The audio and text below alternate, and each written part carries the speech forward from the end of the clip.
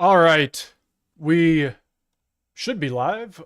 Should be live for another day of politics and everything in the world of politics. Yep, there we go. Live on YouTube. Good to go. Good to go. And while I am setting up Rumble and Kick, I have a video here. Dallas Brody just dropped the hammer. BC MP given the business to all other parties that claim Canada was built on stolen land. So she asked to give them their land back. Yeah, it's one of the most talked about things. They talk about how the land is stolen, but none of them actually want to give up their own land. It's kind of funny how that works. 85 out of 93 members in this House own residential properties. This is according to public disclosures. I have the list, and I'm going to be publishing it later today. The government and official opposition both believe that the lands of BC were stolen, and that's why they voted down our bill to get rid of land acknowledgements. If they want to give back stolen lands, today is their chance. My question, Mr. Speaker, is which member will be the change that they want to see in this world by being the first to transfer the title of their own property over to a local Indigenous tribe?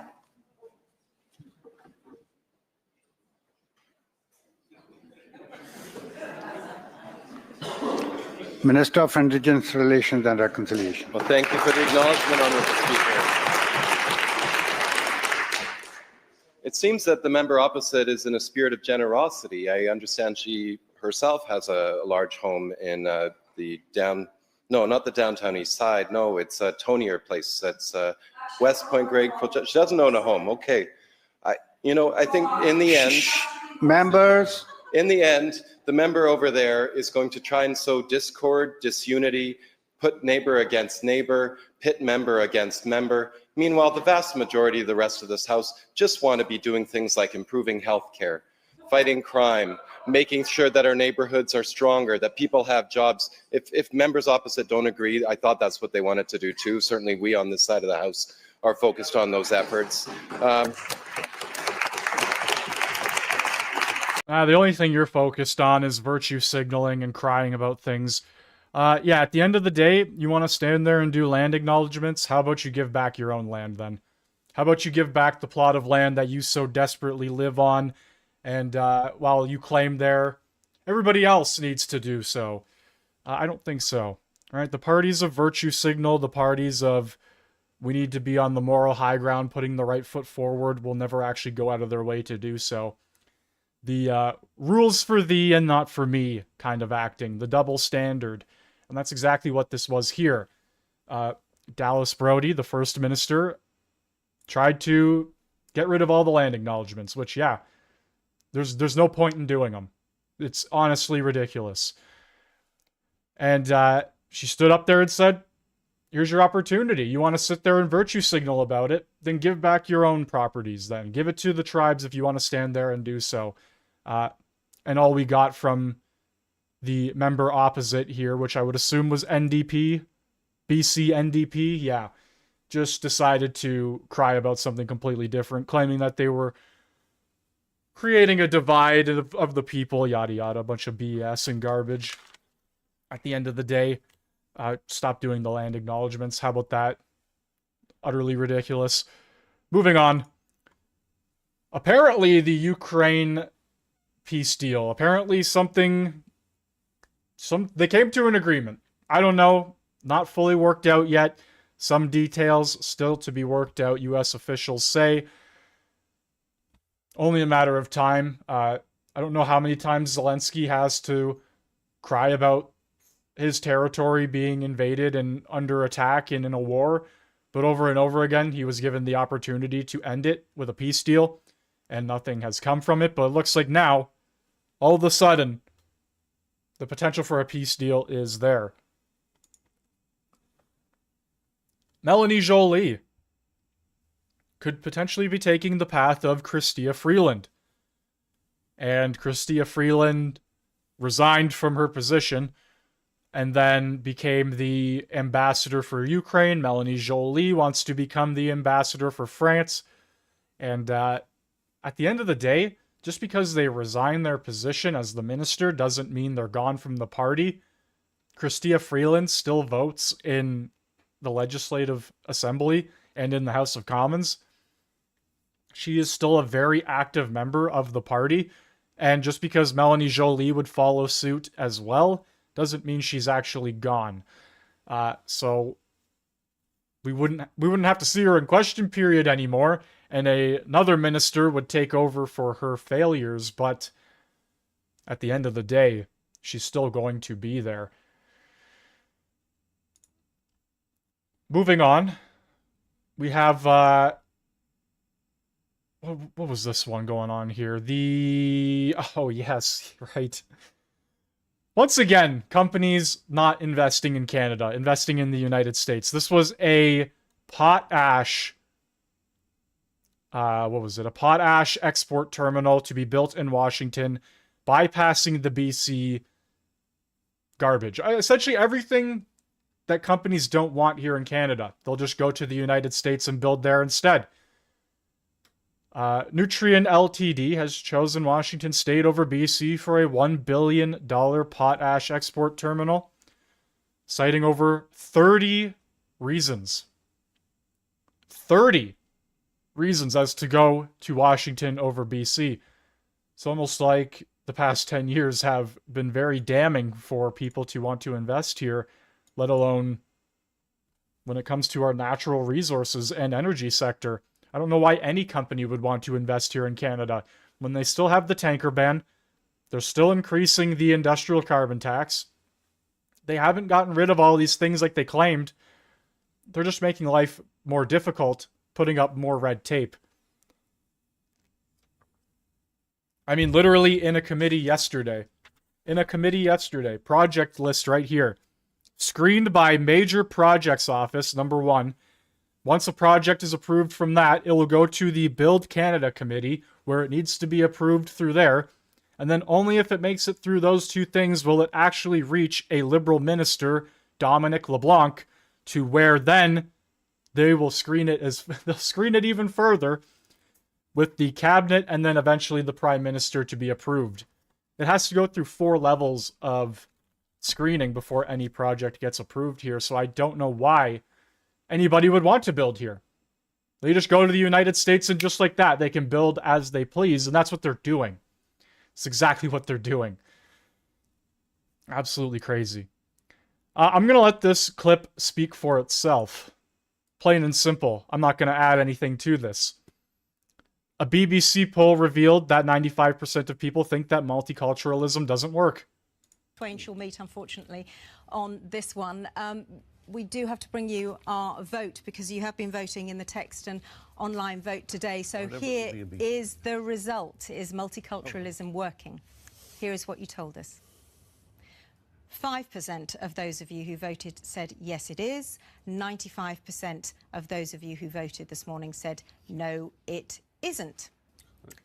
Twain shall meet, unfortunately.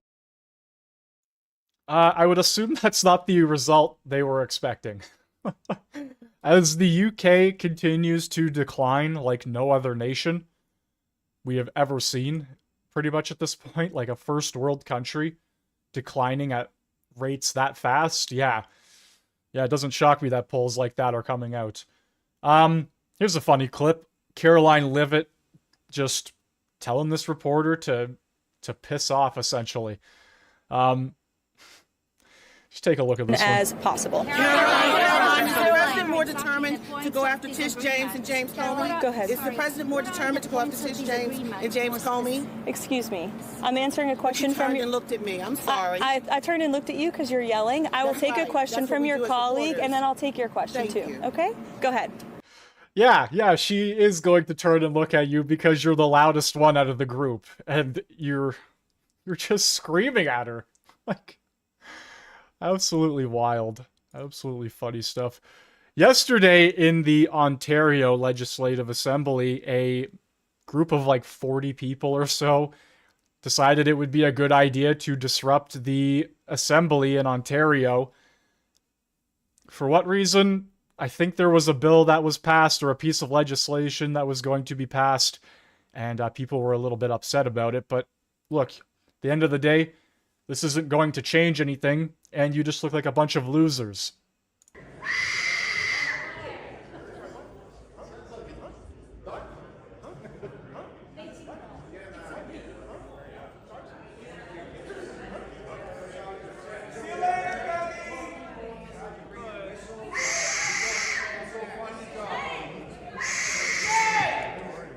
It's hard to hear, but Doug Ford tells him to go find a job. He essentially told him to go get a life.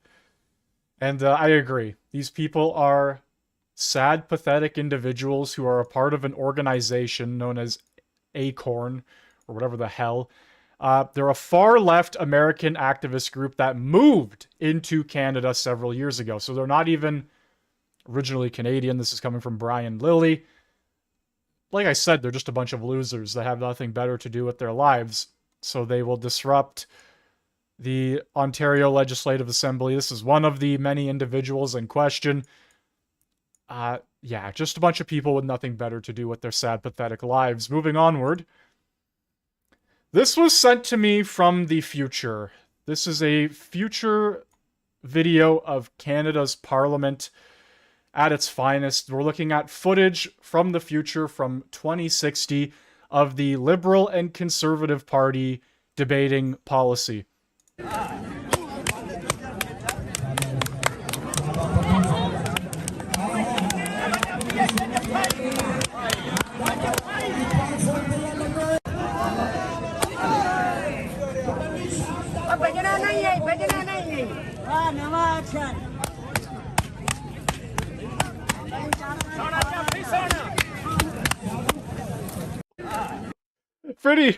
Pretty intense debate, if I have ever seen one, ladies and gentlemen. The future looks very sandy, might I add. All right, that was the Twitter portion of today's live stream.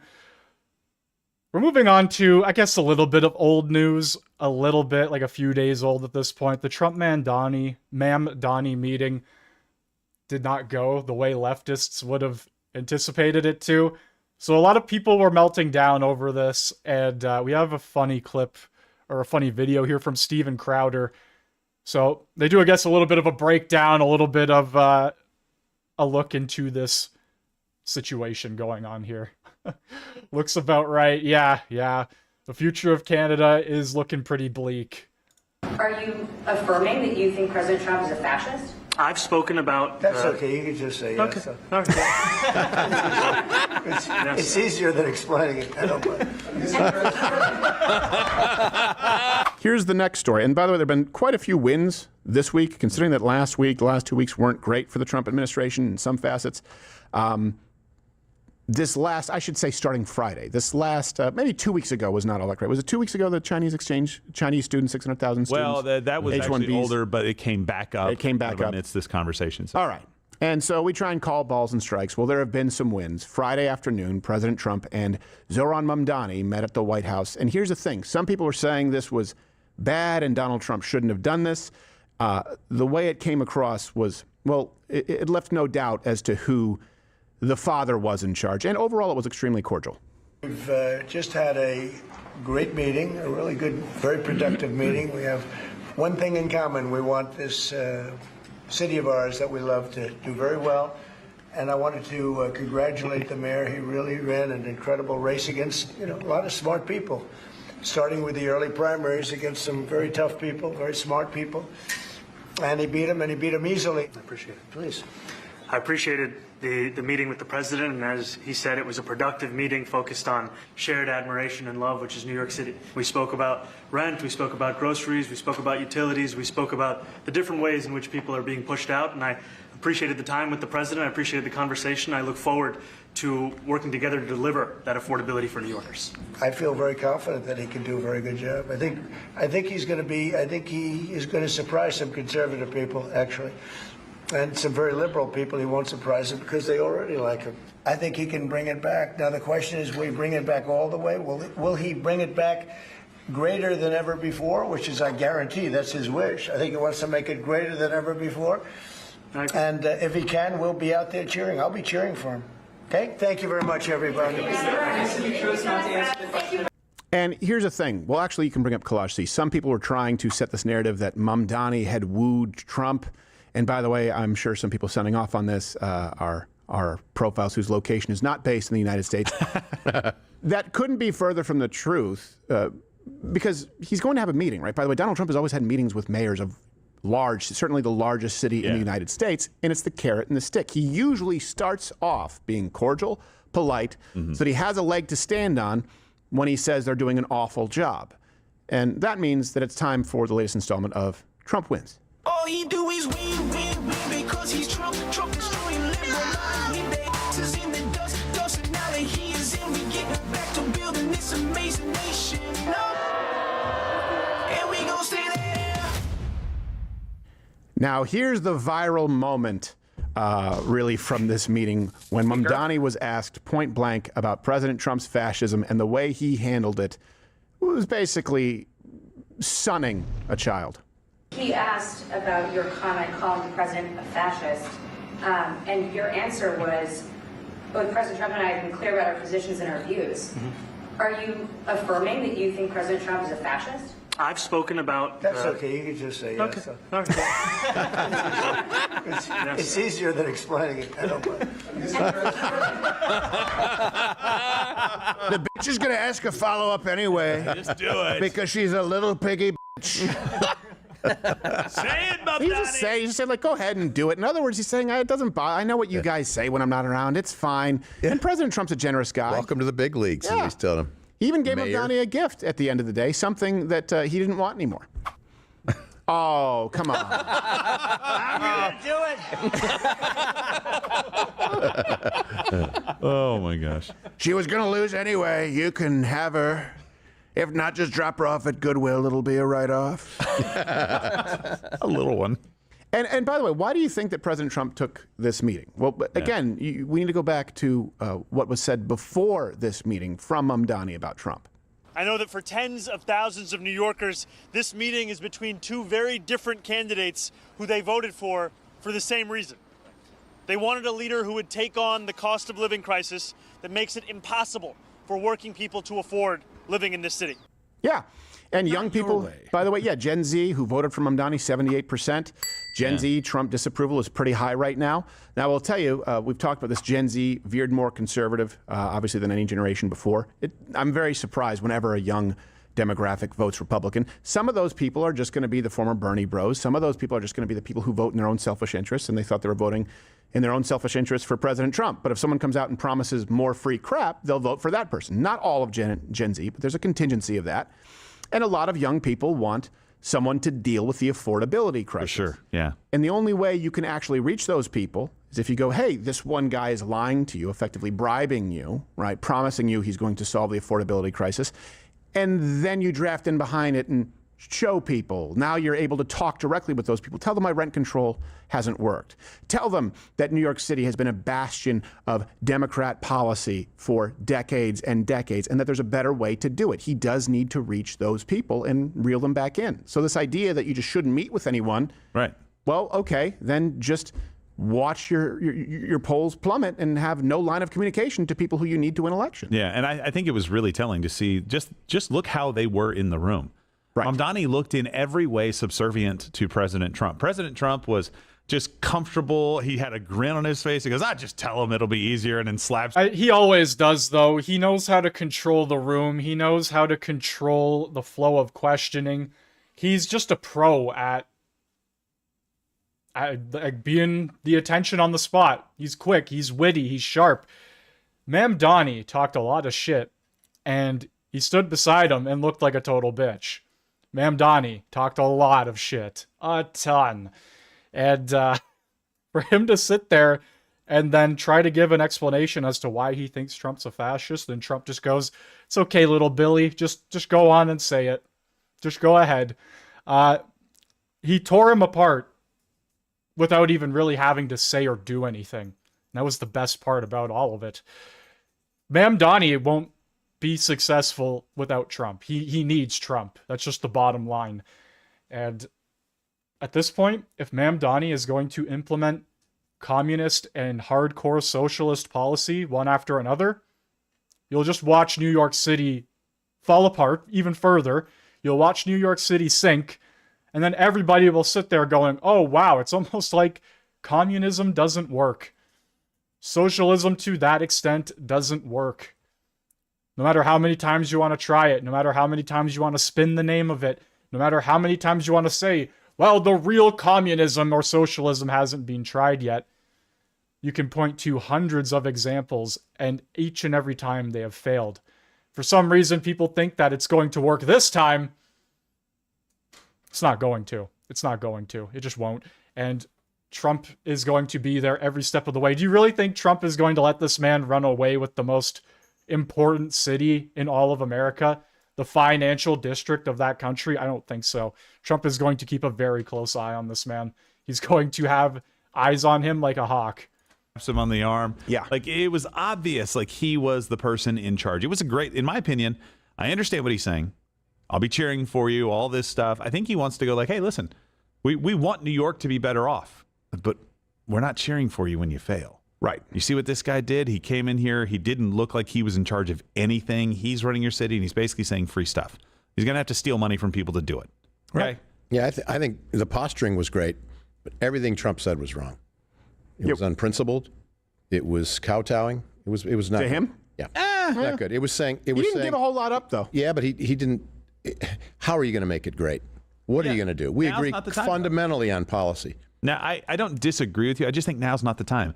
No, I think said that about Mamdani already, and he still won. He still beat Democrats twice because one turned independent to run against him. Well, I think Republican was never Mamdani's on the right track. He's going to bring costs down because what makes a city expensive? It's desirability. Yeah. Yeah. People will. You can hear the for sale signs going up. Right. It will be a less desirable place, and people will leave en masse. Yeah. And there go. We'll see. It will be less valuable. Yeah. Well, and that's not the way he wants to do it, but that's how it's going to happen. Well, this is one of those things, right? Remember, people got mad that Rush Limbaugh said that he wanted Barack Obama to fail at implementing policies. They said, see, he hates America. He was saying, no, I don't want him to implement best example right there. You got it. Policies that fail. That's the problem, is there's just no winning, and I guarantee Donald Trump has already made it pretty clear that he thinks the policies are terrible. In this case, you meet with a guy, and you have to be as friendly with him as possible, and then pull him in, you break his hand in a handshake. Yeah, right. Well, he did. He did see that? The whack. Yeah. And he's like, tell him cold Santa Claus better get a raise. I saw you try to bench 1 1/4. Yeah. Boy, that was Bring it in. painful. That was terrible. Don't bench. Don't upload it if you do. Keep it private. Keep it in your boudoir.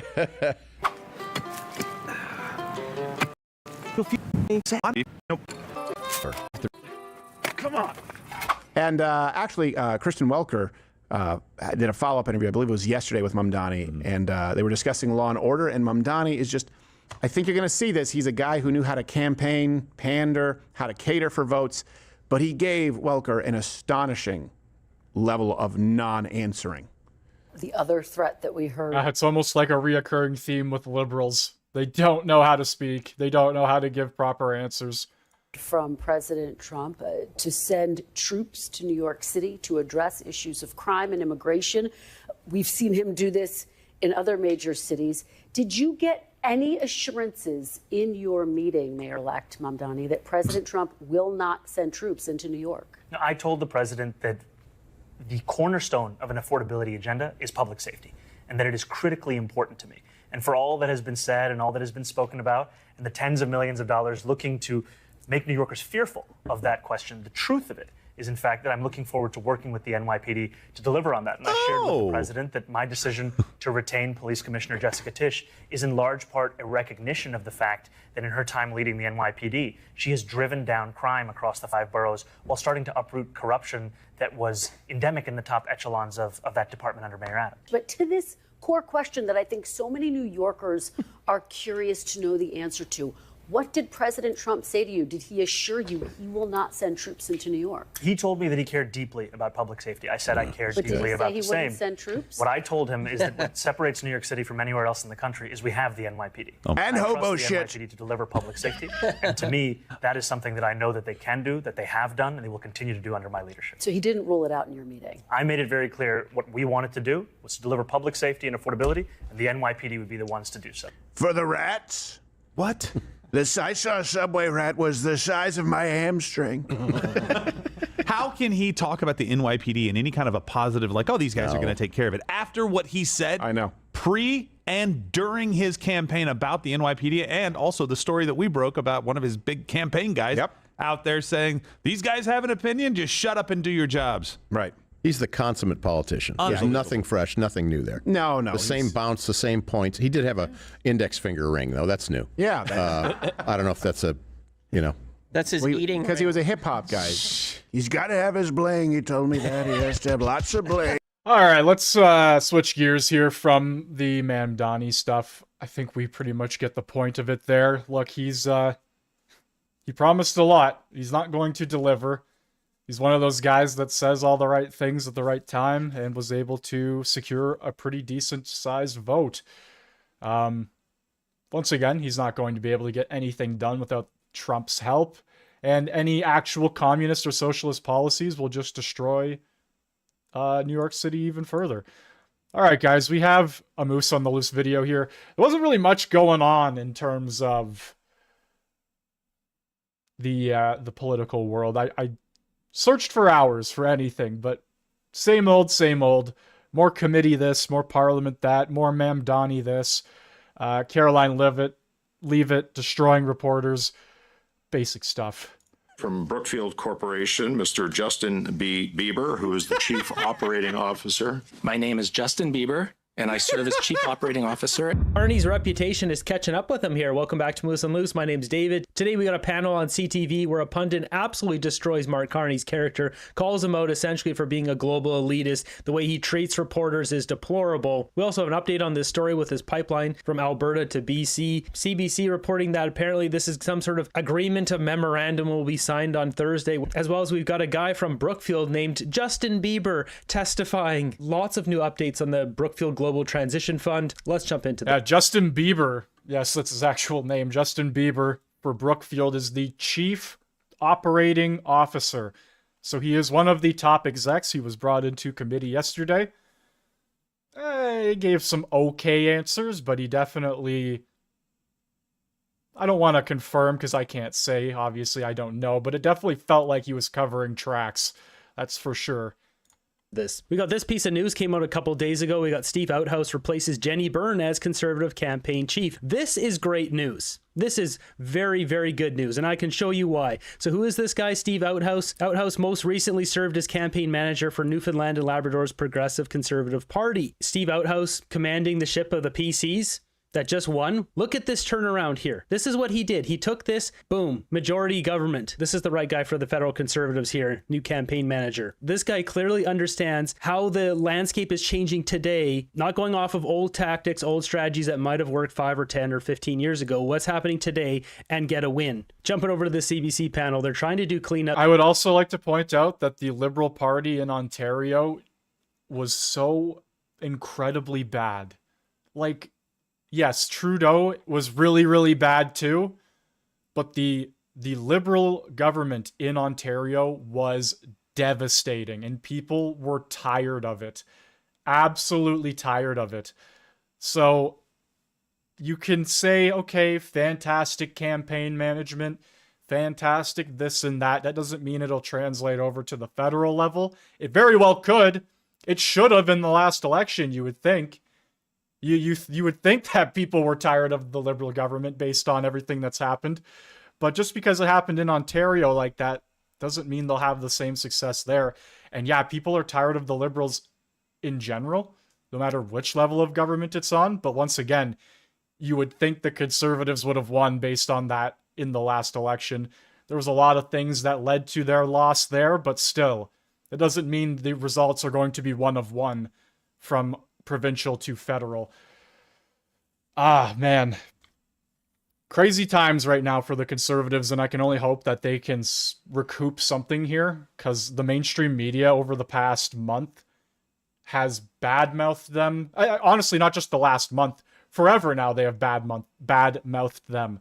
But over the past few weeks, it's been really bad. The mainstream media, every show has hammered the Conservatives for one thing or another, and they aren't even issues or topics that most Canadians care about.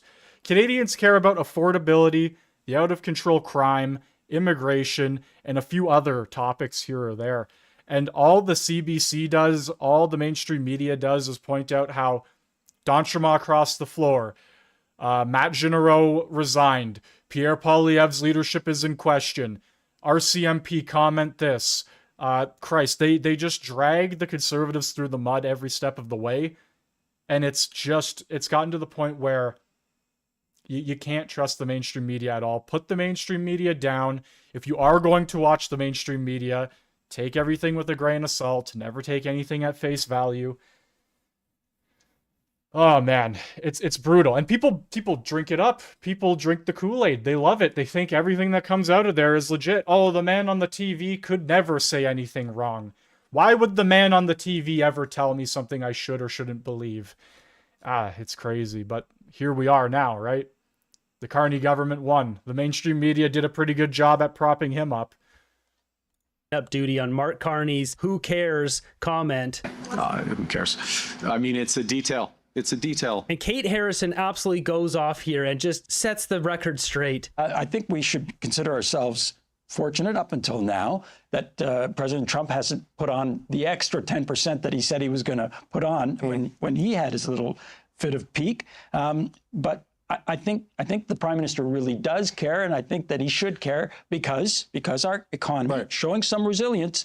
But the uncertainty is still hurting investment. Right, but he knows that. But to be clear, Kate, the "who cares" was in response to a question of when did you last speak to Donald Trump, right? Like, and he doesn't want to get. We don't get readouts every time there's a conversation anymore. There's just a difference in the communication style of this. So it's that as opposed to the trade agreement. But you know, it is stalled. There are challenges. He's engaging with India. He went to the UAE, and this comes with its own criticisms. But there's a very clear, deliberate, simultaneous strategy to pivot away from the U.S.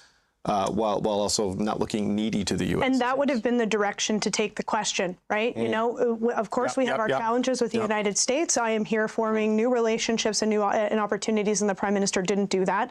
The man is not Joe Biden. He runs marathons regularly. I am not keen to give him a pass on a grueling international travel schedule, which he undertakes himself. So that's in response earlier on. They were saying, oh, it must be really hard for Mark Carney. He's traveling all over the place. He was a little tired. He snapped. They're just trying to smooth things over. You can hear Cochrane there laughing things off. Don't worry, guys. Don't worry, folks. She's just being a little bit crazy because she's a conservative. That's too soft, is what you're saying.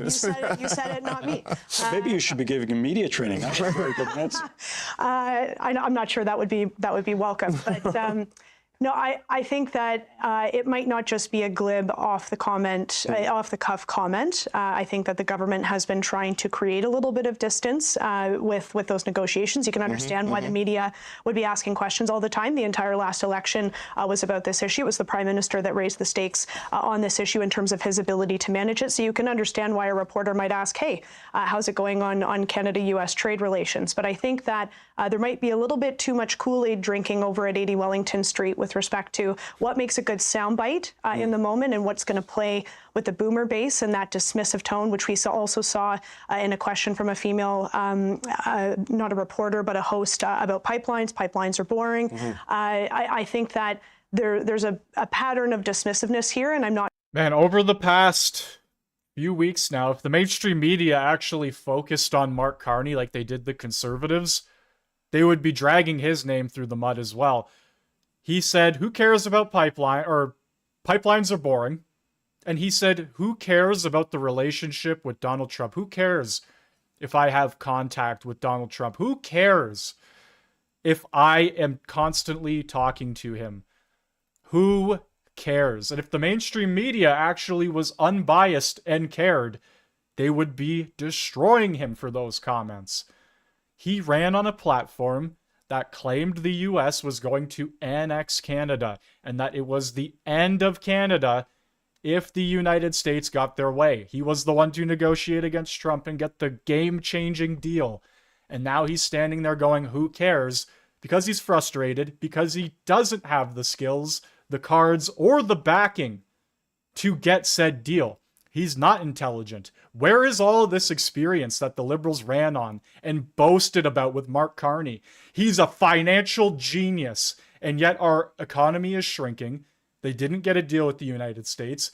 They did a deal with the Saudis, and nobody knows a single thing about it. It's just a nightmare. It's a total nightmare with this guy, and the mainstream media continues to prop him up as this lovely hero of Canada, but nothing good has come from it. Not a single thing. Not sure that it's entirely just, again, an off-the-cuff remark. I think that's intentional. Pipelines can't be that boring if you're going to sign an MOU with the Premier of Alberta about his first response. My comment is his first response when he's backed into a corner is snark. Look, I hear you, but it clearly, I mean, they've been engaged on it, right? So they obviously don't find it boring. They've been working on it. They're going to spend political capital on it. How about right? saying so I look forward to sharing more news on that soon. Right. So David Cochran here getting a little feisty and spicy because Kate's dropping some serious truth bombs. Mark Carney's a nasty man. That's basically what she said. He has a snark. It's his personality trait. He's an elitist globalist who's used to having people bow to him, do everything for him. I'm sure he has a bunch of servants. He's people who cleans his house and buffs his shoes. Got reporters asking him questions. Hey, tell us the answer. Why don't you tell us? He doesn't like it. He's probably thinking, go away, peons. So David Cochran here trying his best to do cleanup duty from Kate Harrison's truth bombs. Vandana, on this, I mean, is this just glib comms there? Or does he really just want us to stop asking about the U.S. and focus on the $70 billion from the UAE and reopening trade talks with Narendra Modi? I think we're overthinking this. I think really it is that. I think he wanted to. Oh, right. Just overthinking things when it has anything to do with Pierre Poilievre. CBC will run panel after panel for 2 weeks straight. Will they be talking about this tomorrow? No, they won't. Talk, and I've seen other leaders, ministers, prime ministers do this. Like, he wanted to talk about the G20. He wanted to talk about good work, and the question comes up, right? And he's been traveling, so he wanted to talk about all the other items. I don't think it means he doesn't care. Of course he cares. No, he doesn't. He doesn't care about Canadians. He only cares about himself. Of course, though, this is coming from a Liberal, so she couldn't tell the truth if she tried. We've got quite the story here. I'll wait to see if this is actually true, but they're saying a pipeline deal is in the works here, and something will be signed on Thursday. BC Premier David Eby continues to push back against the prospect of a new pipeline, while the federal and Alberta governments are expected to sign a memorandum of understanding this Thursday that will contain language around such a project. And CBC News has learned more details about the terms of this MOU. The CBC's Kate McKenna joins me now with the latest on this. Okay, Kate, we've all been working. So before it gets into it here, it says memorandum of understanding lays the path to a potential oil pipeline to BC. So what is this really? Is this just dragging things along? Is this stringing along Danielle Smith and Western separatists to make the movement feel like it's getting something when really they're never going to give them this pipeline? Possibly, quite possibly. This all day. What can you tell us about what you found out? So we know that there is some sort of broad outline of a deal between Alberta and Ottawa, and it's poised to give Alberta some exemptions from some federal environmental regulations in exchange for some things on the federal side. So what we know that could look like so far, when it is announced formally on Thursday, could be carve-outs for things like the emissions cap, which is already sort of on death's door. That was flagged in the budget. The electricity regulations, possible exemptions for the tanker ban, which has already been reported by us and others. And this is all with an eye to a potential pipeline that would run through BC. It is expected to have some language in it that would offer some sort of political support for a pipeline like that. And of course, that would be monumental for Alberta. This is, number one on the Alberta wish list and something that we know has been part of negotiations now for some time. But why isn't this the number one thing on the wish list for all of Canada? This brings in, they're estimating $25 billion. Bring in Keystone XL, add in more capacity Trans Mountain. This just brings in more tax dollars for our country. Why would anyone be against this? Aside from running that pipeline right through someone's yard, this benefits all Canadians. Alberta is also making some concessions, our sources are telling us. One of those is expected to be a stronger industrial carbon tax. They have a provincial industrial carbon tax. Which Danielle Smith froze, I believe, last year, rather than raising it. So that's an interesting move. I wonder why. I wonder why she froze it. It's almost like it was absolutely absurd and was continuing to reach levels that were not sustainable for the province. Literally killing their most profitable sector. I wonder why she froze it. Like, David Cochrane, he is just a propaganda machine. I would call him an idiot, but he's not. He does it on purpose. He's a very useful person to the propaganda machine. A very well-oiled machine, might I add, as well. That doesn't seem to be slowing down anytime soon. Like, dude, he just can't report without bias. He just can't. He would lose his job if he did. They would lose funding to the CBC if they actually reported the legitimate news. The CBC needs to go. It needs to go. It needs to be shut down. These people need to lose their jobs. They need to become proper, independent, or unbiased media. No media source or site or whatever legacy to independent should be receiving any tax dollars. I don't care who you are. You don't receive tax dollars to push out pure garbage. That's what countries like Russia do. Okay, that's what Russia TV is for. To spew propaganda. Like, the fact that we have state-run media like this is truly crazy. And nobody questions it. Nobody challenges it. You have maybe the odd person like myself on YouTube or on social media that questions it or calls it out. But very rarely on the show, very rarely outside of it, do you see people going after them. Like, it's just wild. They're able to get away with so much. So much. Sorry, keep going. No, and another is support for the Pathways Alliance carbon capture and storage plan. And we're told that the language in this MOU is conditional. For example, one element could be that, Ottawa will freeze the electricity, clean electricity regulations if they reach a deal with Alberta to tighten that carbon tax by next April. So these are parts of an MOU we're expecting to be seeing. This is a clown show. We just need to elect Pierre Poilievre and he'll get rid of all this garbage. We can start having a prosperous country again. She mentioned the Pathways Project, as I have on Mark Carney's major projects here. I'm going to redo this whole section. But the Pathways Project here, Mark Carney's invested in ExxonMobil, ConocoPhillips, and Canadian Natural Resources, 3 direct conflicts of interest. And not only that, this whole Pathways Project is pivotal to boosting the carbon credit system here and its values in stripe. Canada is not a serious country anymore. This is just the Brookfield Party of Canada enriching themselves. Today we have a guy from Brookfield Corporation testifying, and the Conservatives got a lot of good information. I'll be doing some corrections on my previous video because now we have more information, new information to verify stuff. And who did they bring in here? Well, they wanted Bruce Flatt. He wasn't coming. They wanted Teskey. He wasn't coming. Who did they send? Justin Bieber. From Brookfield Corporation, Mr. Justin B. Bieber, who is the Chief Operating Officer. Mr. Bieber, you have up to... They sent Justin Bieber. 5 minutes for your opening statement, sir. The floor is yours. Go ahead, please. His name is spelled B-E-B-E-R, but still Justin Bieber. Study of the Conflict of Interest Act. My name is Justin Bieber, and I serve as Chief Operating Officer and a member of the Executive Committee. I had the exact same reaction as Moose on the Looses right now. I was going to point it out in the beginning of my video, just how absurd it is, but yeah, his name is actually Justin Bieber. He's the Chief Operating Officer of Brookfield. So once again, a top executive, a higher up, one of the big dogs.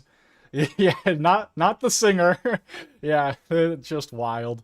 At Brookfield. I can't. I'm sorry. I can't. Okay, we're going to jump ahead here because I'm just going to keep laughing at this guy's name. Let me begin by repeating Brookfield's respect for this committee and its importance. Okay, so what happens here at the beginning? We've got the Bloc goes after Brookfield for their tax dodging over and over, and this happens a lot, and he just keeps saying that, no, we obey the law wherever it applies. Like, he keeps saying kind of legal lingo like that. So in watching this entire video, we're pulling out the most important things here. First off, we know that Mark Carney, according to testimony here, set up Brookfield Global Transition Fund 1. 1, $15 billion fund. Apparently, he doesn't have carried interest in Fund 2 or the Catalytic Transition Fund. Now, he does have stock options that vest in 10 years. So Brookfield doing good as a whole, it's better for Mark Carney, but all of his interest, his carried interest, this breakdown here, if he was getting 1%, 2%, or 3% carried interest on the profits of exiting these companies, we know for a fact now that this is on the $15 billion Global Transition Fund 1 and how well that performs. And that's the one that has Westinghouse Nuclear Services. So with that, I'll redo the math on here and then I'll update the Moose chart with all of this because I haven't put this out yet because we didn't know and now we do. But because it's only 15 billion and not 37 billion, the numbers we're looking at are probably on around $40 million. With all that said, Michael Cooper asked a great question here. How long does this fund go for? Because we know when their exit is then.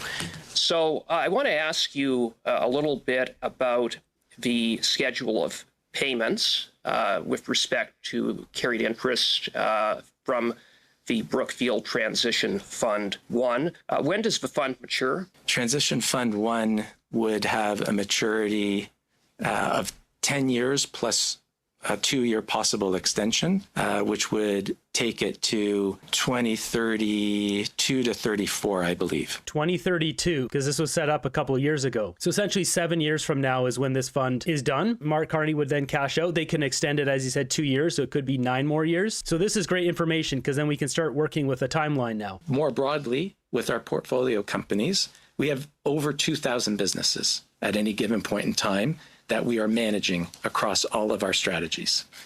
I'm sorry, what? They got 2,000 companies within Brookfield that they're tied to. No wonder I can't find them all. No wonder this just keeps growing. I keep adding to them. 2,000. How many do I have on here? It's not 2,000, maybe 200. Yikes, this is a huge company. Later on, Michael Cooper.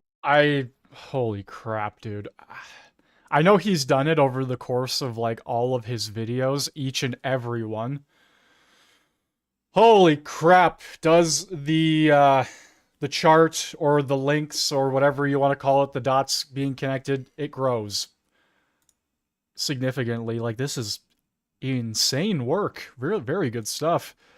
Just get a full screen up there very quickly, but yeah, that's a small portion of it too. That's not even the full thing. Absolutely wild. I have on here. It's not 2,000, maybe 200. Yikes, this is a huge company. Later on, Michael Cooper here asked for this list. He doesn't want to give it up. He doesn't think it's relevant. And operated companies, I would note that only 103 of these companies have been publicly disclosed by Mr. Carney and are subject to his ethics screen. In other words, 95% of Brookfield companies are not the subject of the ethics screen. Yeah, that is a very interesting point. Will you undertake to provide a list of the 1,900 other Brookfield companies? I presume that in conversations and the and discussions with the ethics commissioner, that list was produced. I'm asking you, will you undertake? Justin Bieber doesn't want to answer the question. To provide us with a copy of that list, because when a Brookfield company makes money, Brookfield makes money. You said that. And consistent with that, the success of any of these companies contributes to the value of Mr. Carney's stock options. And so I would submit that it is of material interest. Canadians do deserve the right to know what these other 1,900 companies are, 95% of which are not subject to the ethics screen. So again, will you undertake to provide that one? That is actually crazy. 95%. It's like the ethics screen is pointless then. Absolutely pointless. What's it doing then?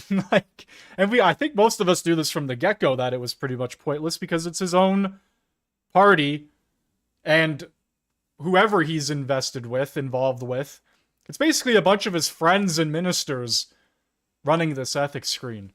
So the fact that we learn even further how useless it is just crazy. 1,900 other companies. Many of those would have no ties to Canada. So the answer is no. Is that your answer? I will take it away. You'll take that under advisement? Sure. Okay. Sure. Yeah. Great. Strong answer. Justin Bieber's not doing anything. Next up, we got Michael Barrett asking for a full list of the companies that are being invested in the transition funds and the catalytic transition fund. He doesn't want to give it up. This is a very bizarre answer here. Are you able to provide us with a list of investments in the catalytic funds and the global transition funds 1 and 2? Is that something you're able to furnish the committee with? The committee has the list of the investments in Global Transition 1. Global Transition 2 and Catalytic are irrelevant. That's wild. Irrelevant. Carney can still be invested in companies if it's a 50-50 deal, like we saw with Cameco. Their stock value exploded through the roof, buying Westinghouse with Brookfield. So it's not irrelevant. So what I think he did is he had to submit to committee the list of the Global Transition Fund 1. I was asked to testify, and that's what they asked for, is a whole list of stuff that I'd be talking about. This was back when Sam Cooper testified. It was supposed to be the same day, but unfortunately I wasn't able to get a headset fast enough, not to mention produce all the documents fast enough. It was a very short turnaround, but I'm guessing so he's submitted that list. I've been looking for it. I can't find a list of Global Transition Fund 1 companies. There's a couple. We know Westinghouse. There's a few of them out there. The Evren company I showed the other day, I believe that's one of them. But at some point here, I hope that list becomes available, because then I can really break down what Mark Carney's going after, because he announced Westinghouse during the French leaders debate. That was one of the ones that will boost his own carried interest after that fund vests in 10 years, after it's done. And we see none other than Donald Trump doing a huge deal with Brookfield on that. It's very suspicious. Able to provide us with a list of the investments in the 3 funds that I've mentioned? I'd have to go back and check. Check if you have them, or check if you'll do it? I'll take it under advisement. What a garbage answer. Well, I'd like the list. I'd like the list of the investments in the funds. Something else that came out from this committee, which just reaffirmed what I put out yesterday, is Mark Carney's compensation. I was estimating 3%. And I would note that a managing partner would generally be entitled, as I understand it, to about 3%. That is the industry standard. And I would note that the Brookfield Transition Fund 1 is a $15 billion fund.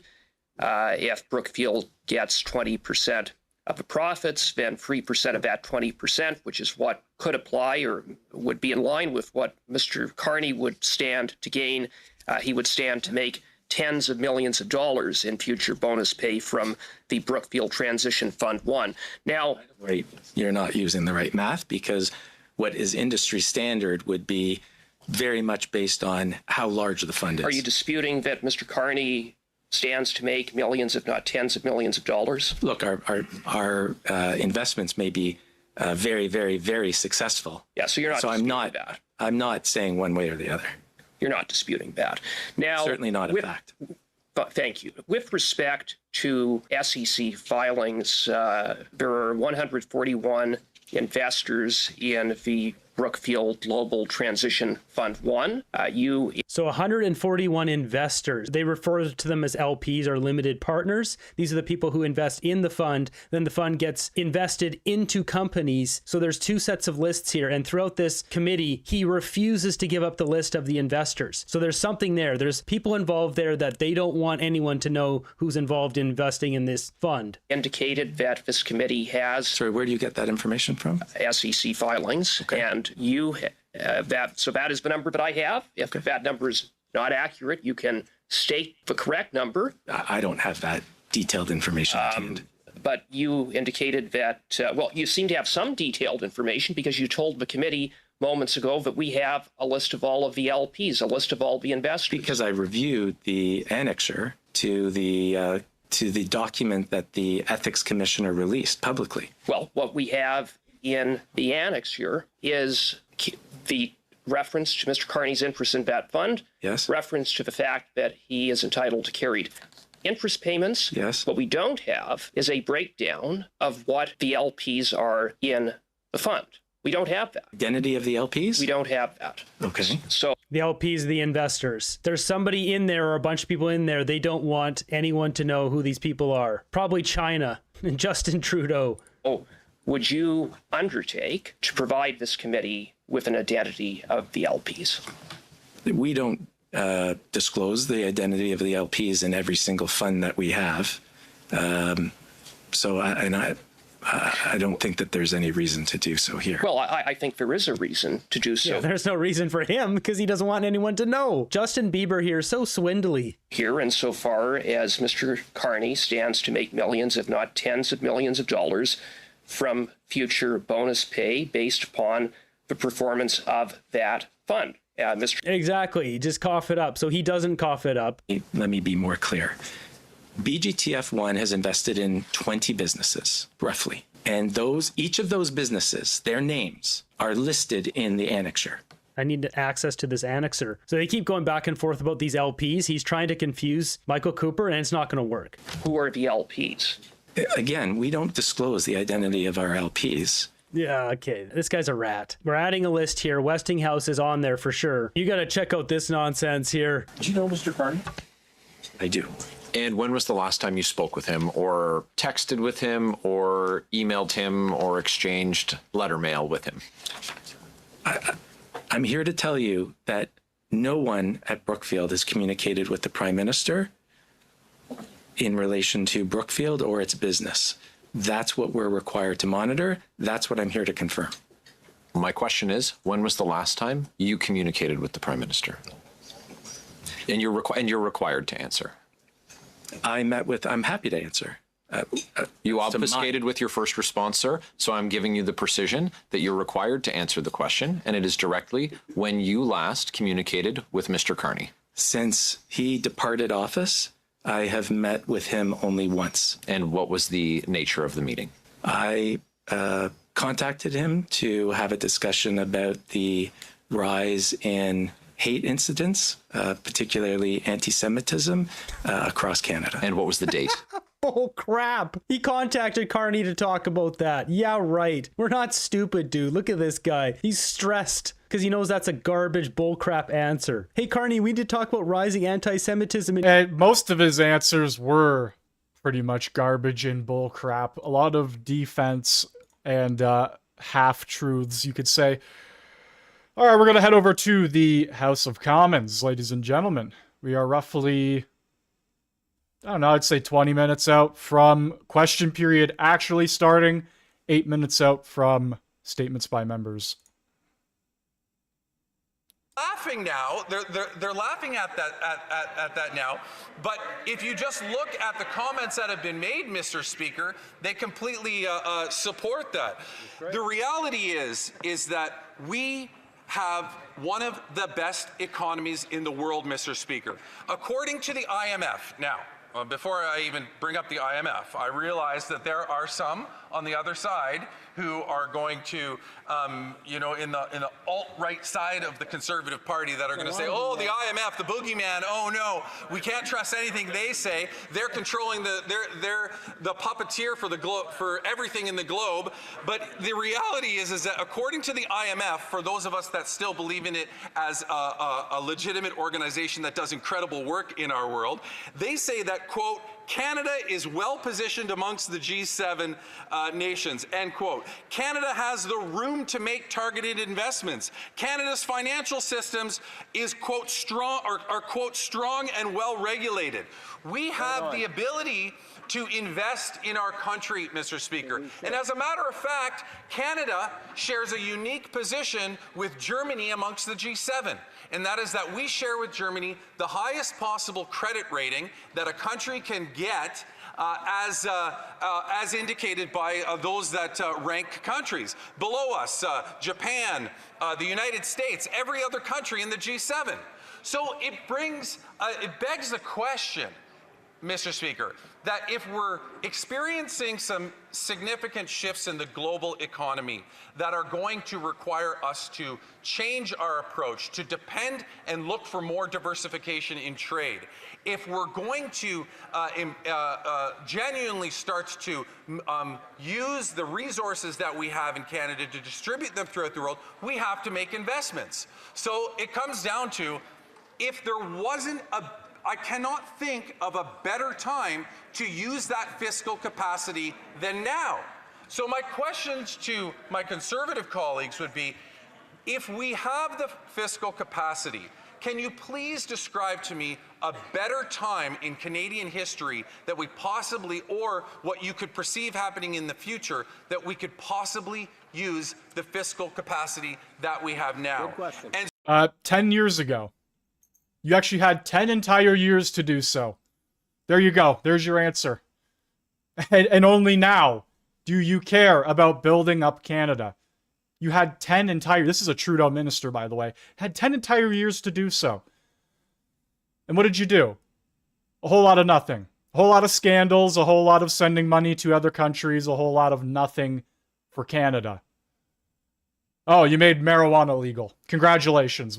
Sorry, we need to give you a big round of applause. Holy crap, you saved Canada, guys. Everybody can get high now.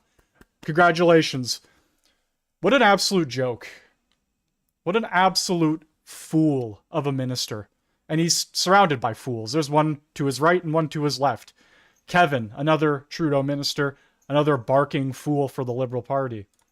That's the choice Canadians made. We have a choice to make now moving forward, and we're on the right path with this budget. Questions and comments. Questions et commentaires. The honourable member for Bruce Grey, Owen Sound.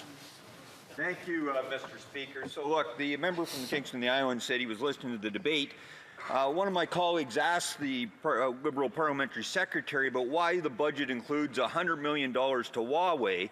And she didn't answer the question. So I'm just going to give this member the opportunity to explain why the Liberal government, the old Liberal government, banned Huawei from being used in our 5G security systems, and now this government is choosing to actually give $100 million to a company tied to the communist Chinese regime. The Chief Government Whip.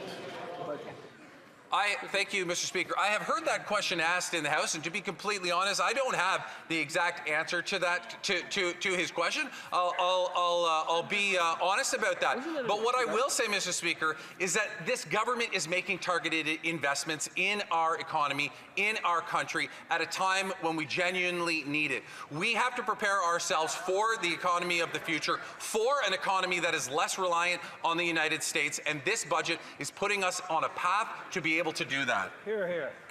Questions and comments. Questions et commentaires. The honourable member for Waterloo. Thank you, Mr. Speaker. Mr. Speaker, I really appreciated that speech and just the fact that the member has actually paid attention to the debate that was going on today. What really struck me was the comments in regards to Canada being a trading nation and the importance of opening up opportunities for Canadians and Canadian businesses. I know within the riding of Waterloo, the region of Waterloo, that Canadians want access to global markets. They want to be able to not only sell to the government of Canada, but they also want our solutions to be solutions for other economies around the world so that Canadian jobs and Canadian communities can benefit. I would love to hear the members' comments in regards to Canada being a trading nation and how the Conservatives have changed their position on the importance of global trade. Thank you. The honourable member for Kingston and the Islands. Thank you, Mr. Speaker. Mr. Speaker, amongst the G7 countries, we have the most trade agreements with other nations. We are best positioned from a trade perspective to benefit off of a global economy. What we do lack is the infrastructure. Because we've had the luxury of being so close to the United States, it has made for such an easy trading relationship for decades. The reality is that's changing now. The United States is taking a different approach, and therefore we need to use our opportunity now with the fiscal capacity that we have now to build up those ports of export, to build up the infrastructure in Waterloo, in Kingston, in other parts of the country to make sure that we're prepared to be able to use those trade agreements and trade globally. The honourable member for Courtenay Alberni, quick question, please. Mr. Speaker, we in British Columbia right now, all of the salmon restoration and enhancement programs are set to sunset in March, Mr. Speaker. They're waiting to hear about their renewal on funding. They can't wait for the spring economic statement. Will my colleague ensure that this government gets to the table and announces to British Columbians what their plan is when it comes to restoration and protection of Pacific wild salmon? A brief answer from the honourable member for Kingston and the Islands. Well, Mr. Speaker, I don't have the answer to such a specific question, but I would encourage the member to engage with the minister and the parliamentary secretary to make sure that his concerns are heard, so that perhaps those can be addressed, whether that's through a policy change or whether that's through an amendment in the committee process. That would be the best way to have his concern addressed. We will have to break now for statements. There will be about a minute and 20 seconds left in the Q&A portion of those exchanges. Statements by members, déclaration de députés. The honourable member for Edmonton Strathcona. Mr. Speaker, Canadians are living through a housing crisis. Families are being priced out of their neighborhoods. Young people cannot imagine owning a home, and seniors are being pushed into impossible situations. This crisis is not abstract. It is urgent, it is national, and it is getting worse every single day. When I was in Sudbury this week, I heard directly from local housing experts who told me that there is no shelter spaces, no affordable housing. Children and elderly are increasingly amongst those living on the streets, and the number of unhoused has skyrocketed in the last 2 years with, quote, people are dying faster than we are housing them. This is why I'm calling on the Government of Canada to finally declare a national housing emergency and act on it. That would actually unlock real tools, real coordination, and real funding to deal with the challenge happening in our communities. The future of our communities and of our country depend upon it. The honourable member for Brampton Centre. Mr. Speaker, I rise in the House today to recognize the official launch of Celebrate Research Week 2025, a growing national movement that proudly began in Brampton, Ontario. Led by the Osler Research Institute for Health Innovation and supported by local key partners, Celebrate Research Week is transforming how we understand the role of research in our country. Research is a powerful driver of health, equity, economic growth, and community well-being. It lives in the creativity of our students, the insights of our caregivers, the lived experiences of communities, and the bold ideas of educators and entrepreneurs. Throughout this week, events are taking place across Ontario and Canada that elevate the visibility and impact of research in everyday life. Today, I ask all members to join me in congratulating the City of Brampton, the Osler Research Institute for Health Innovation, and all participating institutions and communities across the province for their leadership. Thank you, Mr. Speaker. The honourable member for Kamloops Thompson Nicola. Mr. Speaker, next Monday, December 1st, will be the second hour of debate on my private member's bill, Bill C-225. This bill addresses the scourge that is intimate partner violence. Thus far, I've been very disappointed on the Liberals' response to such a bill that is needed right here, right now. In attendance, I anticipate and hope will be some of Bailey McCourt's family, who asked that this bill be called Bailey's Law. Debbie Henderson, for instance, Bailey's aunt, has been fighting nonstop to get the Justice Minister and this government to move on the issue. Not a day has gone by without her advocacy. I would like to thank the McCourt family for the honor in asking for this to be named Bailey's Bill. Let us not forget the other victim that was with Bailey, Carrie Weeb, Bailey's mother, Karen. There is not one member in this House who should be voting against it. The Liberals need to vote for this bill on December 3rd. Thank you.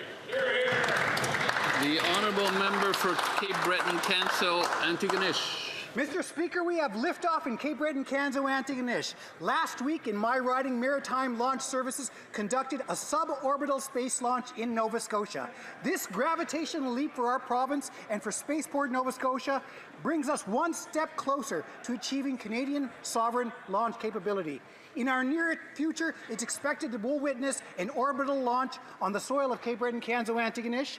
This process will be groundbreaking for our local economy, for our national sovereignty and security, and for the future of commercial space industry in Canada. Our region is growing, expanding, and building. Nova Scotia is headed into new stratospheres. Mr. Speaker, I'd like to celebrate this achievement of the suborbital launch, and I look forward to supporting them on their journey to space, often called the final frontier. I look forward to Canada's future, and as one famous Canadian once put it, to boldly go where no man has gone before. The honourable member for Grand Prairie. Well, last Friday night, the sirens sounded as fire and first responders raced to the iconic Grand Prairie Farmers Market in the heart of our city. Thankfully, the market was closed for the day and no one was injured, but the flames rendered the building unusable. This tragedy has come at the worst time that it possibly can. In the lead up to Christmas, locals depend on the market for baking, gifts, and other holiday goodies, and the makers, bakers, growers, and crafters who sell their products depend on the Christmas sales to carry them throughout the rest of the year. Our community will come together because that's what we do, and I'm sure in time the building will be rebuilt. But in the meantime, our community will travel a little bit further to Evergreen Park to support those vendors who desperately need our support. We thank the city and county firefighters, including members who were off duty who raced to the scene of the fire to put out the flames. Thank you to the market staff and the vendors for your resilience, and thank you to our community who will step up and support our Grand Prairie Farmers Market as they seek to serve us as they always have. The honourable member for Thérèse de Blainville. Mr. Speaker, Canada and Quebec have lost a visionary and a pioneer. The late René Dallaire was a man of courage, energy and optimism. An elite skier at the age of 19, he became quadriplegic after a brutal fall. Driven by extraordinary perseverance, he went on to earn his MBA, worked for 20 years as a finance director, and in addition became the first Quebecer to use a head-controlled wheelchair. He was also active in several organizations working to defend the rights of people with physical limitations. Then, in 1994, he founded the Quebec Adaptive Sailing Association and created the Quebec Cup Regatta, which brings together sailors with physical disabilities. René Dallaire inspired us to push our limits, whatever they may be. We offer our sincere condolences to his family and to all those who had the great privilege of knowing him. Thank you. The honourable member for Wellington Halton Hills North. Mr. Speaker, it's a privilege to represent Wellington Halton Hills North. The Canadians who live in the riding, in Wellington County, in the town of Halton Hills, and the city of Guelph are truly exceptional. In the last 7 years, 3 people from Guelph and Wellington County have received the Nobel Prize. Donna Strickland received a joint Nobel Prize in physics. David Card and Peter Howitt separately received joint Nobel Prizes in economics. This global excellence is extraordinary, coming from Guelph and Wellington County, a community of merely only some 200,000 Canadians. What was it about the Guelph and Wellington County of the 1960s and 70s when these extraordinary Canadians came of age that produced such global excellence? Whatever it was, Canada needs more of it. Congratulations to all 3 of these extraordinary Canadians.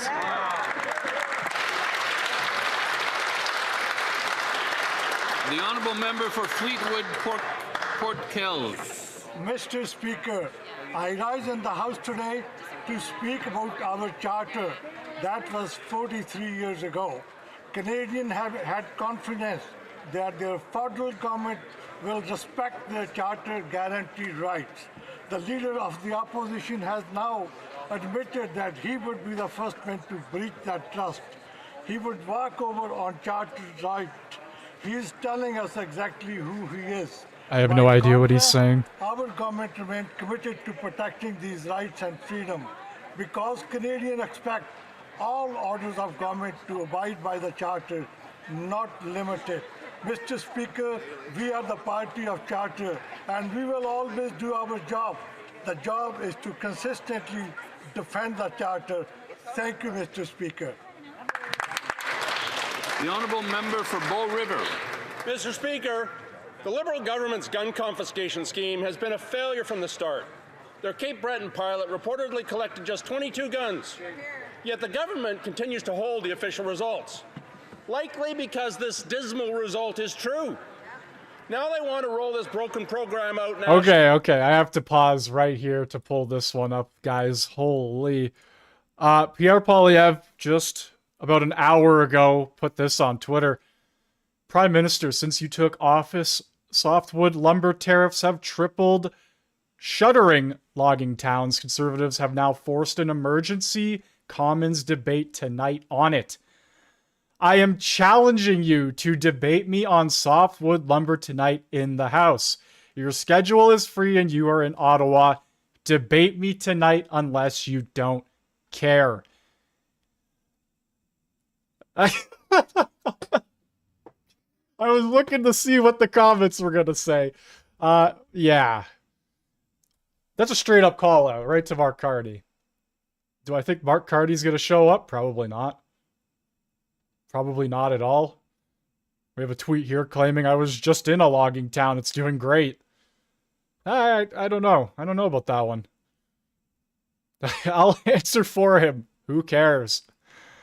Who cares? That's going to be the next thumbnail for the next stream.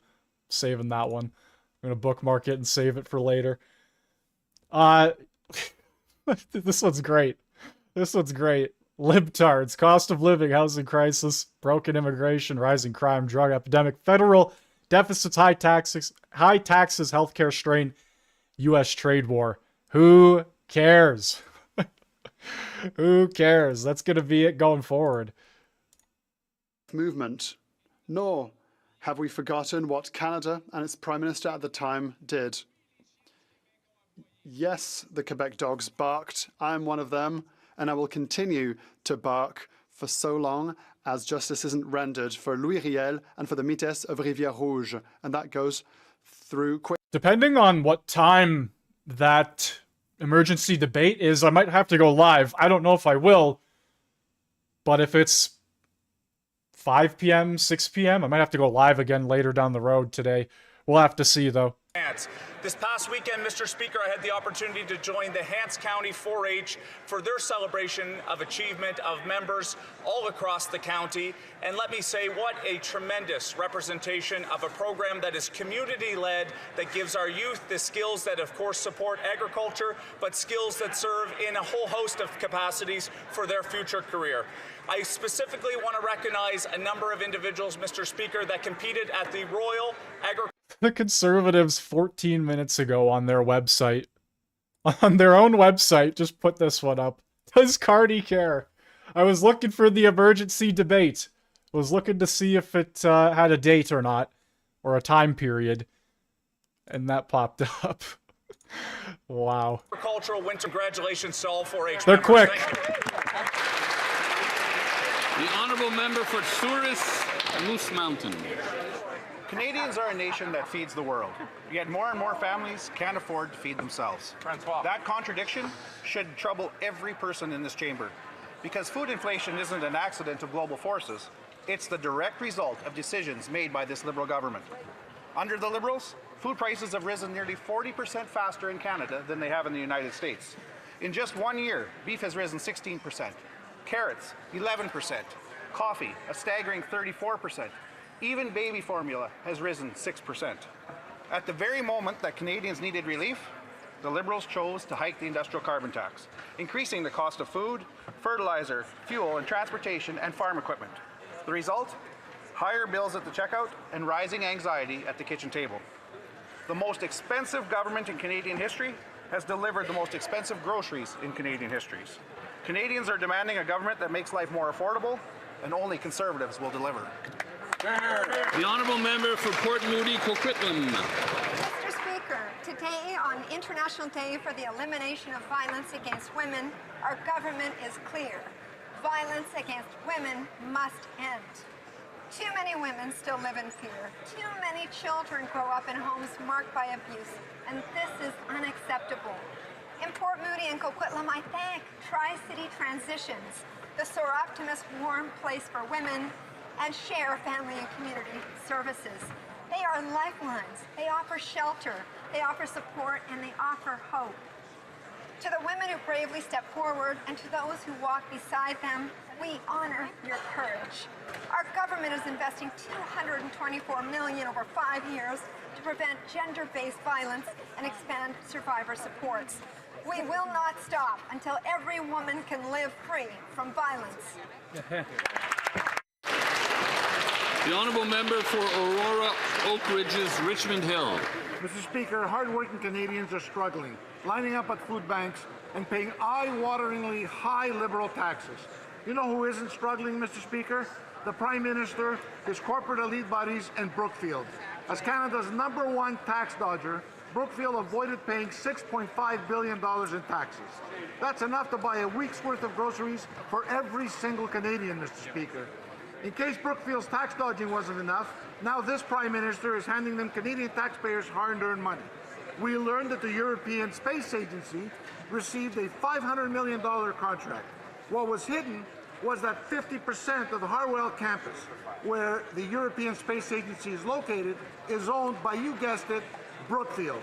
Mr. Speaker, this out-of-touch Prime Minister's record is to ship jobs out of the country and chase away investment. Canadians deserve a Prime Minister who puts Canada and Canadians first, not his corporate buddies. The honourable member for Humber River Black Creek. Mr. Speaker, as chair of the Canada-Taiwan Friendship Group, I'm honoured today to rise and welcome to the Hill the President of the Taiwanese Chambers of Commerce of North America. Delegates have come from across the continent in the spirit of new opportunities and stronger trade. This week I have the privilege of hosting 2 important events, a parliamentary discussion on Canada-Taiwan relations and the vibrant celebration of Taiwan Night 2025 celebrating the strong and growing ties between Canada and Taiwan rooted in shared democracy, values, mutual respect, and a commitment to economic cooperation. Like Canada, Taiwan is a dynamic and innovative partner. By expanding trade, investment, and cultural exchange, we strengthen supply chains, foster prosperity, and build bridges that transcend borders and oceans. I thank our guests for this dedication and look forward to seeing everyone tonight at Taiwan 2025. The honourable member for Kildonan St. Paul. Prime Minister positioned himself as the so-called man with a plan to save Canada from Mr. Trump. He promised he would deliver a trade deal by July 21st, but he failed to deliver on that promise. And now, as a result, Canada is losing thousands of manufacturing jobs. Breaking his promise has real consequences. Businesses are packing up and leaving Canada for greener pastures in the U.S., where there's tariff relief, lower taxes, and less regulation. And now the Prime Minister is treating this issue as it's irrelevant. Who cares, he said, about the negotiations breaking down? And then he doesn't, quote, have a burning issue to speak with the president about right now, end quote. It is outrageous, Mr. Speaker, that the Prime Minister of this country would even say that thousands of jobs in steel, autos, forestry, and countless other industries are bleeding, and Canada is on the precipice of losing tens of thousands of good-paying Canadian jobs. So who cares, Mr. Speaker? Well, Conservatives care. And we are the only ones that will deliver a Canada to make it the best place to build, to hire Canadian workers. Only Conservatives will deliver on that promise. The honourable member for Spadina Harbourfront. Mr. Speaker, last month, the Canadian Chamber of Commerce's Business Data Lab, commissioned by Business Arts in partnership with the Canada Council for the Arts, released a report confirming that the arts are far more than cultural expression. They're a key economic driver. In 2024, the sector generated $65 billion in GDP, nearly $130 billion in total economic impact, and over $7 billion in tax revenue that helps support essential public services. We often talk about physical infrastructure, but cultural infrastructure, like the arts, is what connects us as a country. This is where identity takes shape and where Canadians are themselves reflected. Our government recognizes this, which is why Budget 2025 makes important investments in arts and culture and helping Canadian creators share their stories at home and around the world. This evening, I invite all members to attend the Canada Live Performance Arts Industry's reception with industry leaders, artists, and a very special performance by iconic Canadian musician Alan Doyle. Thank you. Oral questions, questions orales. The honourable leader of the opposition. All right, here we go. Question period.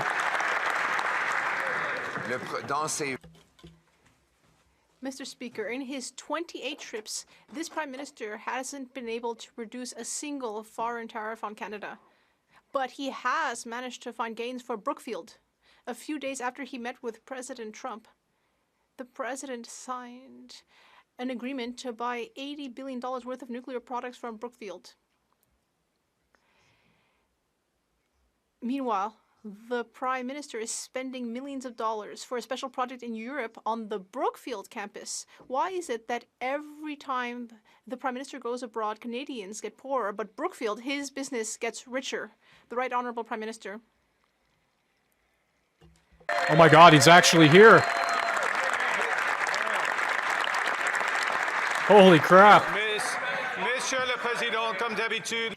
Mr. Speaker, as usual, the leader of the opposition should check his numbers. The government of Indonesia has reduced tariffs on Canadian goods on 95% of our goods and services. Meanwhile, the government of the UAE will invest $70 billion in our economy. No, not the Right Honourable, the Leader of the Opposition, the Honourable Leader of the Opposition. Since the Prime Minister was elected promising, quote, to negotiate a win with the U.S., American tariffs on autos, aluminum and steel have doubled, and on Canadian lumber, they've tripled. Not a single American tariff has been reduced since he promised he would reduce them. And now he says, who cares? Yeah. Mr. Speaker, I care about the 3,000 auto workers that I met on the picket line in Brampton who are out of a job. I care about the 8 mills that have closed because the Prime Minister failed to deliver a deal. The workers on those lines, they care. Canadians care. Why doesn't the Prime Minister care? The Right Honourable Prime Minister. Mr. Speaker, since I became Prime Minister, Canada has secured the lowest tariffs of any country in the world. On 85% of our goods, the tariffs are zero. Yes, Mr. Speaker, there are sectors, the auto sector, the steel sector, the lumber sector, the aluminum sector, that are under pressure. We care. We're acting in those sectors. There will be announcements this week to further support. He cares now, guys. There you go. Before the election, he promised elbows up. After, it was who cares? Before the election, he said the tariffs were an existential crisis. Now he says they're not a burning issue. Before the election, he promised to negotiate a win. After, he backed down to American tariffs, and those tariffs have now doubled on Canadian aluminum, autos, and steel, and tripled on Canadian lumber. Before the election, he promised the fastest growing economy in the G7. After, he delivered the fastest shrinking economy. Why is the Prime Minister before the election so much different than the one after? The Right Honourable Prime Minister. Mr. Speaker, on the night of the election, when I had the great honor from my constituents of being elected as a deputy of this House, unlike some others in the chamber today, I made a promise to Canadians. When I make a mistake, I'll admit it. That was a poor choice of words about a serious issue. And the serious issue is what progress are we making structurally? Look, best deal in the world, strongest budget in the world, and the most new trade deals in the world. The Honourable Leader of the Sit down, you fool. Prime Minister did make a mistake. He's made many mistakes. In fact, it's been nothing but mistakes when it's come to trade. Look at it. This Prime Minister promised that he would negotiate a win on softwood lumber. Now he says, who cares? Well, Conservatives care. Within 80 days of the Prime Minister, Stephen Harper, taking office, he managed to eliminate American tariffs on softwood lumber and get refunds of them. This Prime Minister has now had 8 months, and those tariffs have now more than tripled. Prime Minister asks, who cares? I can tell you, on behalf of all the MPs on this side, we care about the jobs that are being lost in Lumbertown. Why doesn't he? The Right Honourable Prime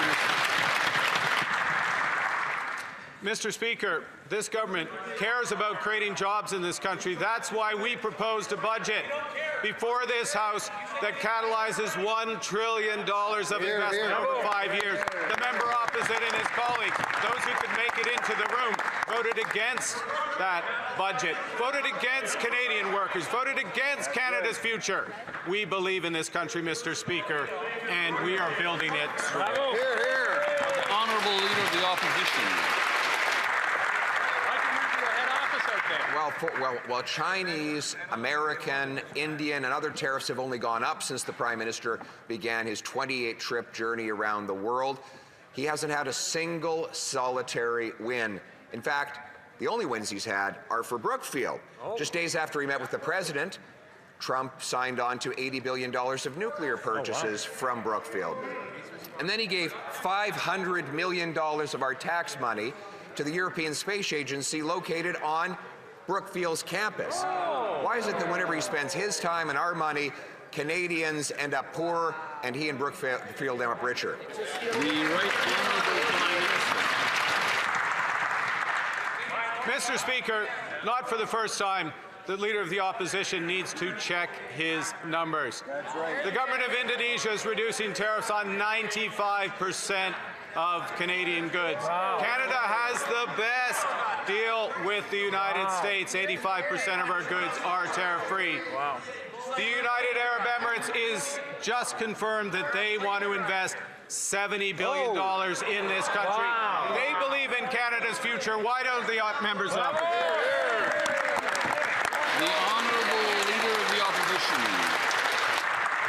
Right, and he arrived just a few days after Brookfield's CEO, lining up with the same interests that are not Canadian interests, Mr. Speaker. Speaking of Canadian interests, this Prime Minister opposed the pipeline from Alberta to the Pacific, just like his Liberal predecessor blocked that same pipeline. On Thursday, he'll make one of his grand announcements, waving around a meaningless so-called Memorandum of Understanding. If it's anything other than a public relations ploy, why won't he say on what date will construction begin on a pipeline from Alberta to the Pacific? Hear, hear. The Right Honourable Prime Minister. Mr. Speaker, sometimes the question reveals everything. The Memorandum of Understanding that we're negotiating with Alberta creates necessary conditions, but not sufficient conditions, because we believe in cooperative federalism. We believe the government of British Columbia has to agree. We believe that First Nations right holders in this country have to agree and support. All stakeholders have to back. That's one Canada. L'honorable député de... The Honourable Member for Saint-Jean. Mr. Speaker, the Liberals always cheat. We're just going to wait for things to calm down so that we can hear the Honourable Member for Saint-Jean. Please go ahead. Mr. Speaker, the Liberals always cheat. We found that out in 1995, and we see it now. The Minister of Immigration at the time confirmed that Jean Chrétien asked him to speed up giving citizenship to as many people as possible so they could vote in the referendum, and the Liberals have admitted that they leveraged immigration during that vote. Last month, Jean Chrétien also admitted that if Quebecers had voted yes, he would have used a whole bunch of low tricks to avoid having to recognize the new reality. Liberals always cheat, and if Quebec holds a new referendum, will they cheat again? The Right Honourable Prime Minister. Yes, Mr. Speaker, with all due respect, I would say that with 45 Quebec Liberal members here, it's pretty clear that we respect the vote of Quebecers. The Bloc Québécois is always criticizing Quebec members, and meanwhile we are building this great country. The Honourable Member for Saint-Jean. Mr. Speaker, I repeat, the Liberals cheated during the referendum, whereas the yes camp was democratic. The proof of that is how Quebecers nobly accepted the results of the referendum, but they accepted it because they felt that it was a democratic process, but actually that democratic process had been undermined by the Liberals. They rigged the results, and Jean Chrétien was even prepared to cheat if the yes camp had won. With a third referendum on the horizon.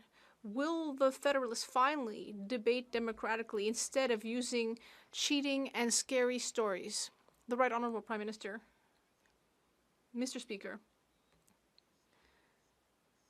the Bloc Québécois is turned toward the past, but this government is turned toward the future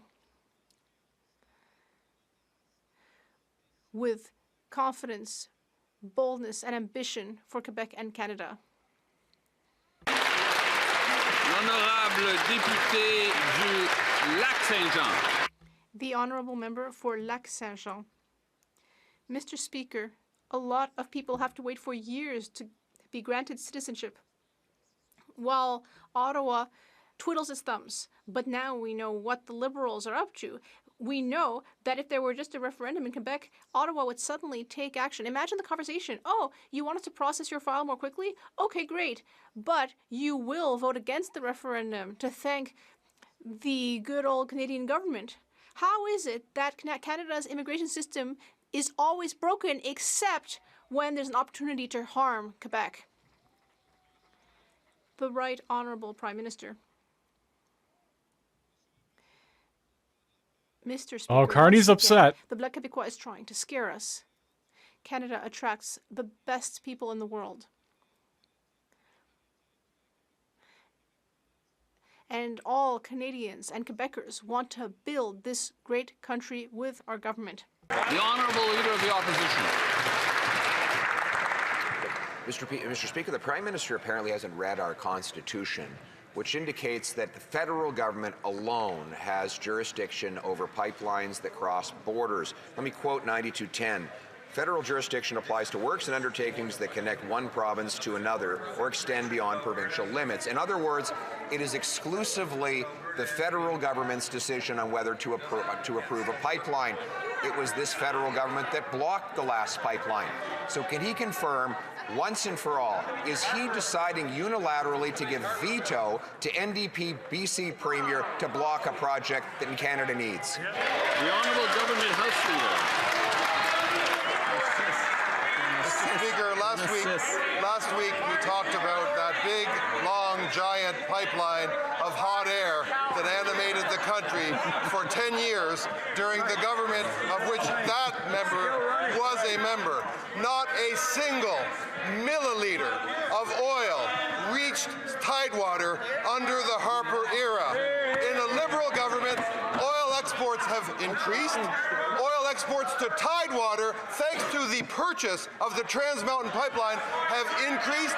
Canada is a conventional and a renewable energy superpower, and that will continue. The Honourable Leader of the Opposition. Mr. Speaker, it really is embarrassing that a Prime Minister who claimed that he was the man with the plan cannot even stand up and debate me about pipelines on the floor of the House of Commons. He's afraid. There it is. The previous Conservative government approved a pipeline to Tidewaters, the Northern Gateway Pipeline, which the Liberals then defeated and destroyed, giving massive power to the Americans to monopolize our oil. Will the Prime Minister, who promised to act with unimaginable speed 8 months ago, finally stand up for Canadian workers and confirm that he will approve a pipe to the top? The Honourable Minister of Natural Resources. Mr. Speaker, our government fully understands the ultimate jurisdiction for interprovincial pipelines rests with the federal government. At the same time, our government has been clear that a proponent for a major project, for it to be designated, we expect it to work with the impacted jurisdictions and with First Nations. Mr. Speaker, they don't understand that. The Premier of Alberta understands that. They want to work with us. The Honourable Leader of the Opposition. Mr. Speaker, it really is pathetic that the Prime Minister cannot stand in his place and defend his position. He's afraid to defend the fact that on Thursday, he will not sign on to a new pipeline. He will sign on to a public relations stunt while planning to hide behind the Premier of BC and abdicating his unique constitutional responsibilities. If he wanted a pipeline, if he no longer believed in the keep it in the ground extremist ideology that he supported for 10 years, then he would stand up today and say that he will approve a pipe to the Pacific. Will he?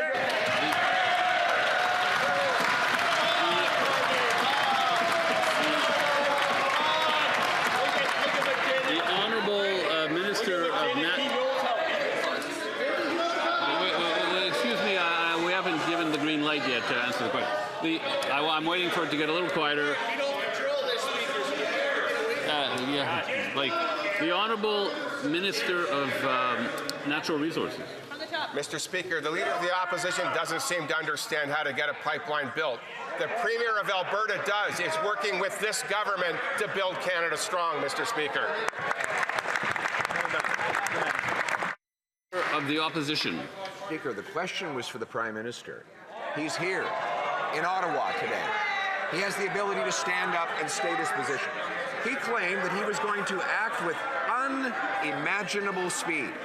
Here we are 8 months later, and he refuses to state whether he even supports a new oil pipeline or whether he'd like to continue to pump that oil at discounts to the United States of America while Canadians pay the price. What does it take to get a pipeline approved by this Prime Minister? Does it have to be a Brookfield pipeline? Carney's not doing it. He's not standing up.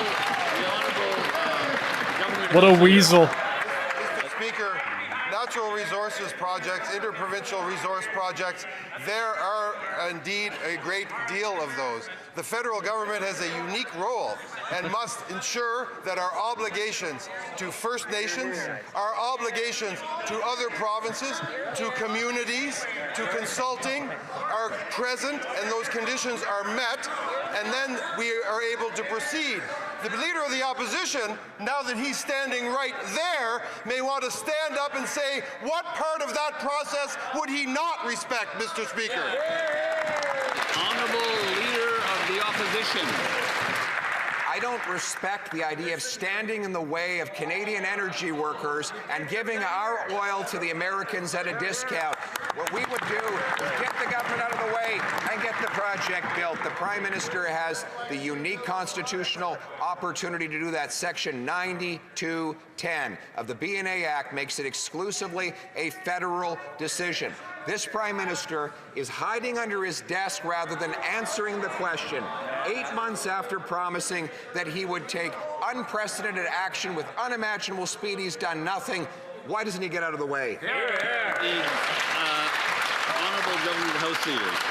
Nonsense. We have dozens of major projects in play and under study, and we are building the country at unimaginable speed. We are creating opportunities for energy workers, for young people, for housing, for steel, lumber, aluminum, and autos in this country. That is what we are doing. What is shocking is that the Leader of the Opposition stands in his place and somehow pretends in his whole fake way that he's going to override and steamroll the rights of Canadians that have a right to have a say in these projects. We're going to give them a say. He won't.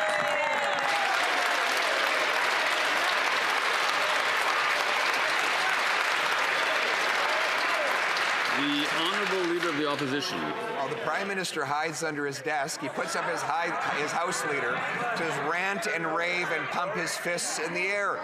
This Prime Minister said that we faced an existential crisis requiring that we act with unimaginable speed. And here we are 8 months later, and he doesn't even have the courage to tell Canadians whether he supports a pipeline that would allow us to go around the American monopoly of our energy and get our product to the world. So will he finally stand up for workers, stand up in this House, and answer the question, a pipeline or a pipe dream? Still nothing. Still nothing. Mr. Speaker, speaking of ranting and raving, I asked the Leader of the Opposition yesterday, two significant things were said by members of his caucus last week. Number one, the member for Calgary Midnapore suggested the Prime Minister was disloyal to Canada. Secondly, the member for Northern Rockies repeated mega claims that immigrants were the cause of economic slowdown in Canada. He should stand in his place right now and apologize for those comments. Take those members to task and do something for. Holy Christ. I can't imagine what we have in store for Wednesday. The Honourable Leader of the Opposition.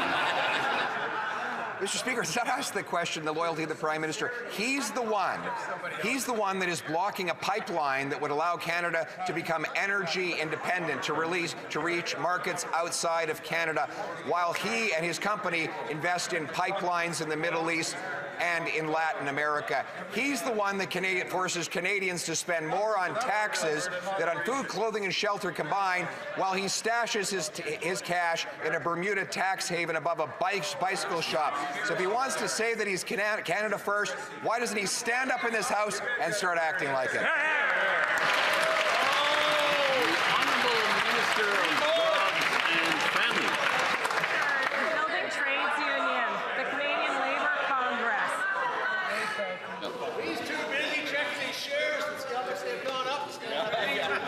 Does the Honourable Member have a question? The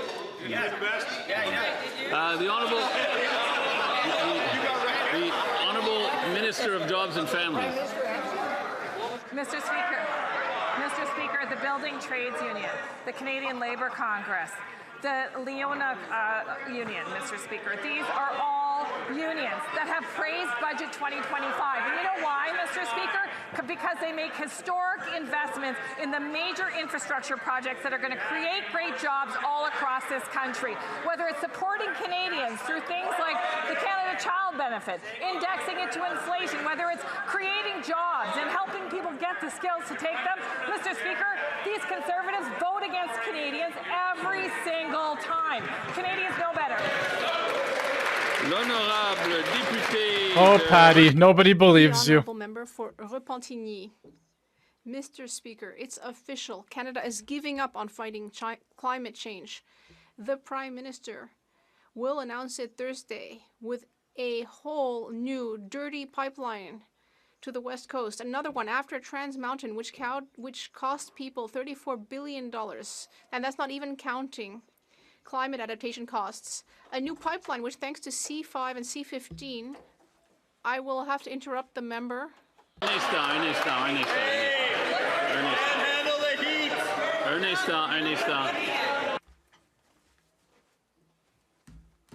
Although the member is a bit far away from me, I have a speaker here, and yet even with the speaker, I couldn't hear him.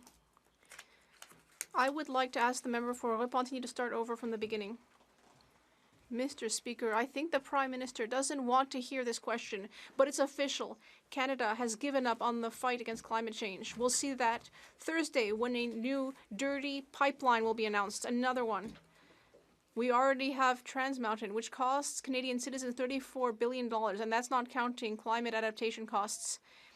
This is a dark day. Dark, just like the dirty oil that the Liberals are wallowing in. This government clearly has no green convictions left. The Honourable Minister for Climate Change. Mr. Speaker, as I've said before, our government is committed to fighting climate change every day. If my colleague wants to talk about major projects, well, I would like to talk about the Iqaluit hydroelectric project, which will enable northern communities to have clean energy. That's important both for people's health and for the environment. Or what about high-speed rail, which is good for our communities? We are doing the work, and we are fighting climate change every day. The high-speed rail built by construction machinery. On May 14th, the Minister of Heritage stated that this is not the right time for new pipelines. But clearly for his party, it's always a good time. Because now, in addition to Trans Mountain, we have a second dirty pipeline to the West Coast. We remember the years of Stephen Harper as being bad years for the environment. But Stephen Harper never approved a single pipeline, whereas these Liberals will have approved 2 new pipelines. And that includes the Minister of Heritage. How is he still part of that party? The Honourable Minister of Finance.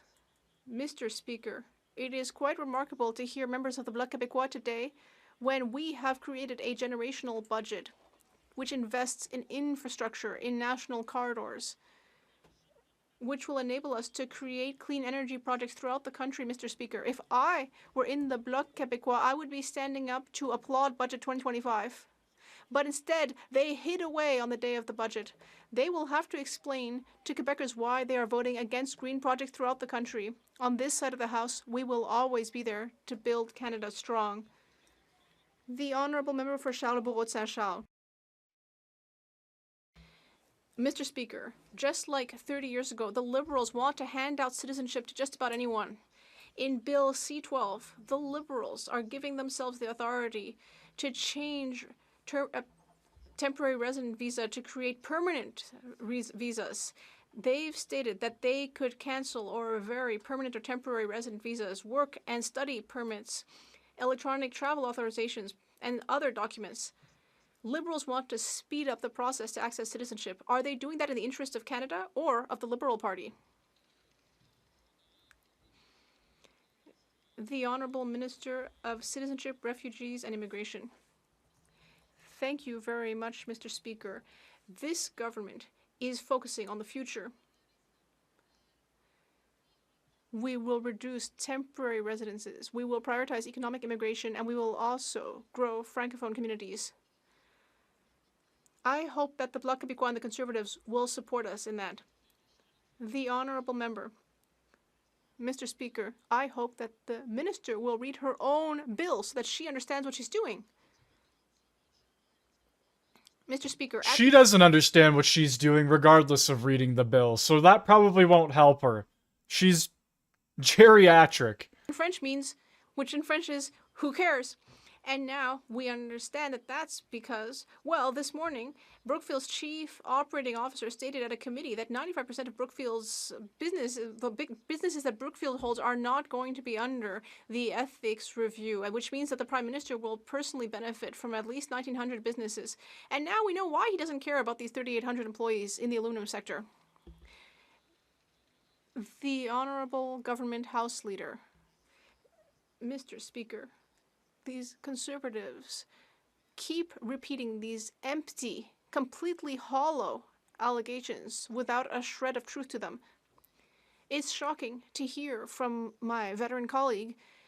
As he knows perfectly well, we have one of the strictest ethics codes in the entire world, which the Prime Minister is following to the letter. The Honourable Member for York-Durham. The Prime Minister was elected on a promise to negotiate a win, a good deal with the United States. But when asked about it on the weekend, he said, who cares? It's just a detail, and that he would speak with the President when it matters. From negotiate a win to who cares in a matter of months. Who cares about our most important trading relationship? Canadians care. Ontario's auto industry is more than just a detail. It matters to the thousands of workers in York and Durham regions, and it matters now. Well, the Prime Minister explained to Ontario's auto workers why he said, who cares? The Honourable Minister responsible for Canada-US trade. Mr. Speaker, as we said yesterday, just because our colleague keeps repeating the same inaccurate phrase doesn't make it real. The Prime Minister has said that our government will always stand up for workers in the auto sector, in the steel sector, in the aluminum sector, in the forestry sector.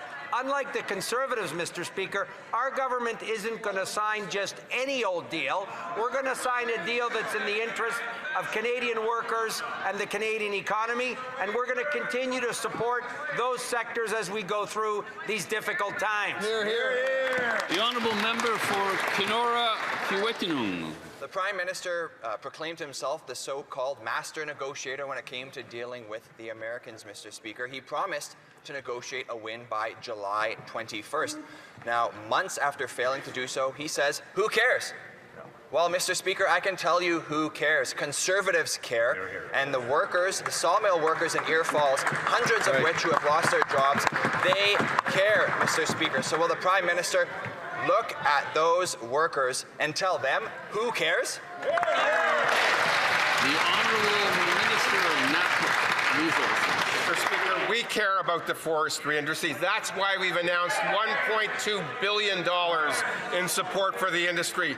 That's why we're meeting almost every day with the industries, as recently as last night, Mr. Speaker.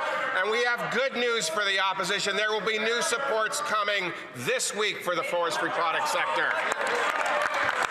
The Honourable Member for Regina Wascana. Mr. Speaker, during the election campaign, this Prime Minister said he would be elbows up when dealing with the existential crisis of Trump's tariffs. Now, months after failing to negotiate a win, he's saying, who cares? Well, I'll tell you who cares. Conservatives care, and so do the 1,200 steel workers at Interpro Pipe and Steel in Regina, whose jobs are under threat because of this trade war. How can the Prime Minister look the 1,200 steel workers at Interpro Pipe and Steel in the eyes and tell them who cares? The Honourable Minister. Again, Mr. Speaker, our colleagues keep repeating phrases that they know are not accurate. What is accurate, Mr. Speaker, is our government has always supported the hardworking women and men who work in our steel sector in every corner of the country. We've put in place unprecedented support measures. We're prepared to continue to do more. The Prime Minister met with industry leaders in this sector last week. Mr. Speaker, we'll always stand up for the hardworking women and men in our steel sector and other sectors of the Canadian economy. The Honourable Member for Milton East, Halton Hills South. Mr. Speaker, Canadians want to see real results, new jobs, new opportunities, and growth that supports families and businesses in communities like mine in Milton and Georgetown. This past week, the Prime Minister and the Minister of Foreign Affairs were in the UAE and South Africa, making deals, securing those opportunities, and showcasing the best of what Canada has to offer. Could the Minister of Foreign Affairs update the House on how Canada is leveraging our strengths to deliver real benefits to Canadians? The Honourable Minister of Foreign Affairs. Mr. Speaker, I thank the honourable member for her question. Everywhere I go, people say they want more Canada. And last week, the Prime Minister confirmed the largest foreign investment commitment in Canadian history at $70 billion. Speaker, in addition, we have launched trade negotiations with India for a comprehensive economic partnership agreement, Mr. Speaker. We are building the strongest economy in the G7 by unlocking generational investments. Vive la Canada! The Honourable Member for Foothills. 3 years ago, the Finance Minister promised Canadians he would stabilize food prices by Thanksgiving. Well, 3 pumpkin pies have come and gone, and food inflation is 50% higher than target. What could possibly have gone wrong when the Finance Minister promised tools like the Grocery Code of Conduct would lower grocery prices? Well, every single expert at the Agriculture Committee, including the President of the Grocery Code, said it was never designed to lower food prices. So will the Minister of Finance please stand and explain to Canadians why he promised the code would lower food prices when he knew it would do no such thing? The Honourable Minister of Jobs and Family. Let's talk about something other than imaginary taxes, shall we? While the Conservatives hammer away on taxes that aren't real, we are actually helping Canadians with the cost of living. Every year, Mr. Speaker, for example, the Canada Child Benefit Old Age Security is indexed to inflation. And what happens every year, Mr. Speaker? Every year, these Conservatives vote against those increases that actually help Canadians keep up with the price of living. Finally, Mr. Speaker, let me just quote the food professor, Sylvain Charlebois. He said, every year when we write Canada's food prices... So now they're going to quote the food professor after roasting the Conservatives for it. Holy Christ, they are so stupid. Well, the fact is, Mr. Speaker, food prices are Oh, I want to rising smash because my this head off the government is table. the most expensive in Canadian history. And every time the Prime Minister sticks his hand in the pockets of Canadians, he drives up the price of everything. And we are seeing with their own imaginary taxes like the fuel tax and an increase to the industrial carbon tax are making everything more expensive, driving up the cost to grow the food, move the food, and buy the food. Right. This is at a time when food inflation in Canada is 40% higher than it is in the United States. Yep. Why is the Prime Minister so intent to force Canadians to food banks by increasing his taxes on food and fuel? The Honourable Secretary of State for Financial Institutions. Mr. Speaker, if that leader, that member, and that party actually cared about making life more affordable for Canadians, well, Carney doesn't. They would have voted against automatic federal benefits, getting 5.5 million Canadians benefits that otherwise would be left unclaimed. Benefits like the Canada Child Benefit, the Disability Tax Credit, the Canada Workers Benefit. The only thing that leader cares about is keeping his job, his dismal poll numbers, and quashing a caucus revolt. We care about Canadians, and we will deliver for Canadians. Thank you, Mr. Speaker. Nobody cares if their caucus is revolting. Nobody gives a shit. Just make things more affordable, you fucking fool. Struggling to afford even the most basic necessities. Under this Liberal government... My God, it's the only thing the Liberals care about is what the Conservatives are doing. It's like, why don't you fucking focus on what you're doing? Has gone up by 84%, leaving parents so desperate that it's actually now the #1 item taken from grocery store shelves. Yesterday, the Secretary of State for Children and Youth said or suggested that hungry infants should in fact enroll in the Liberal school food program. Wow. So I'm just curious, do Liberals understand that babies don't go to school?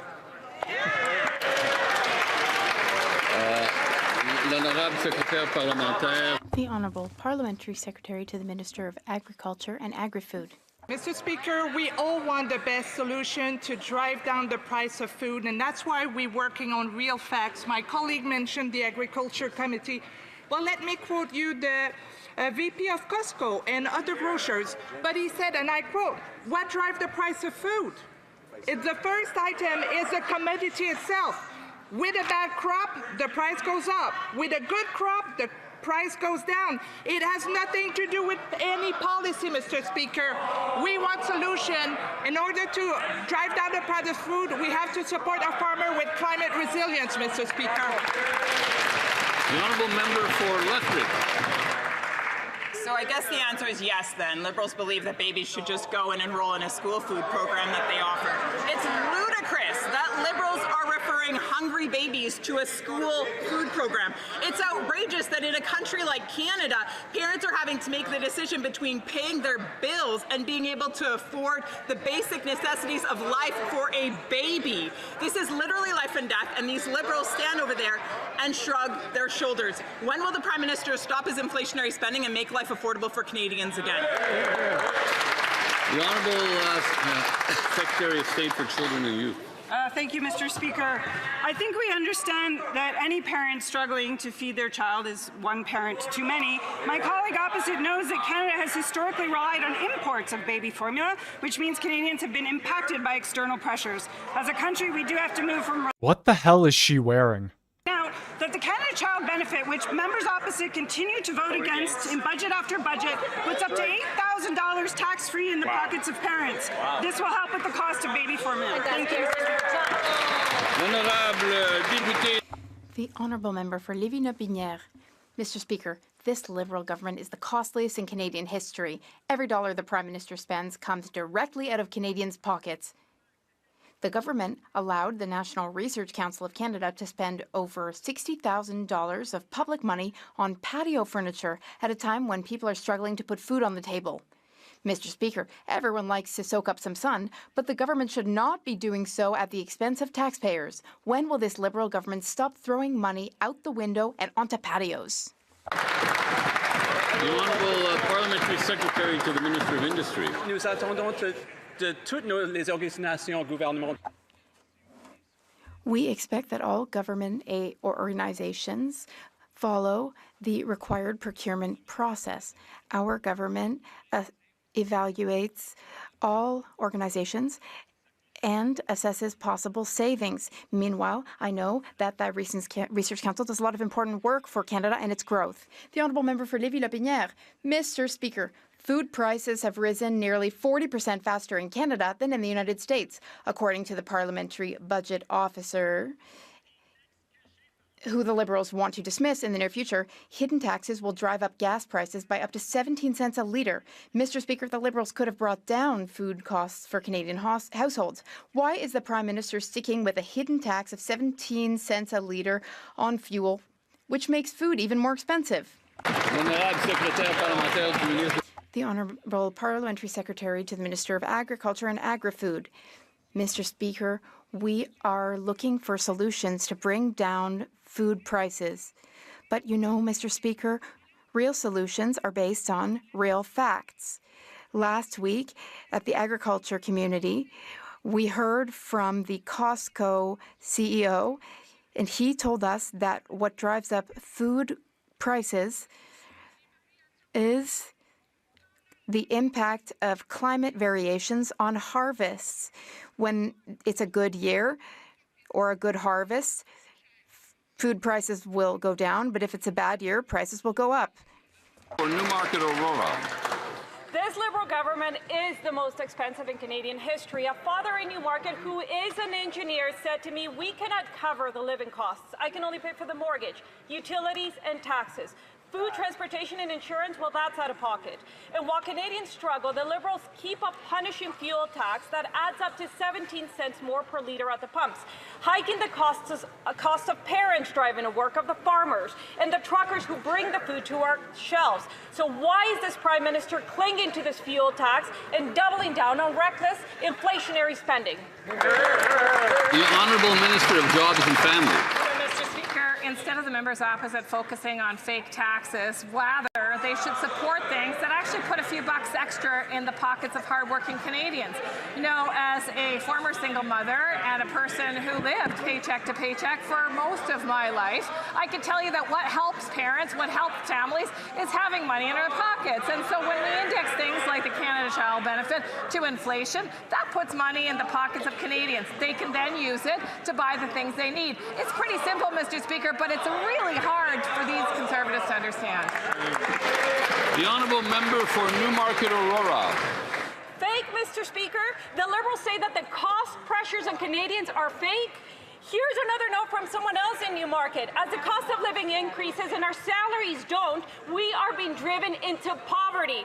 4 out of 5 Canadians list food as their #1 worry when paying their bills. Food. And Statistics Canada confirms that beef is up 17%, baby formula 6%, coffee up 34%. That is not fake. They should knock on some doors and get a reality check from the people they claim to represent. The Liberals dismiss the struggles of Canadians, but I ask, why? The Honourable Parliamentary Secretary.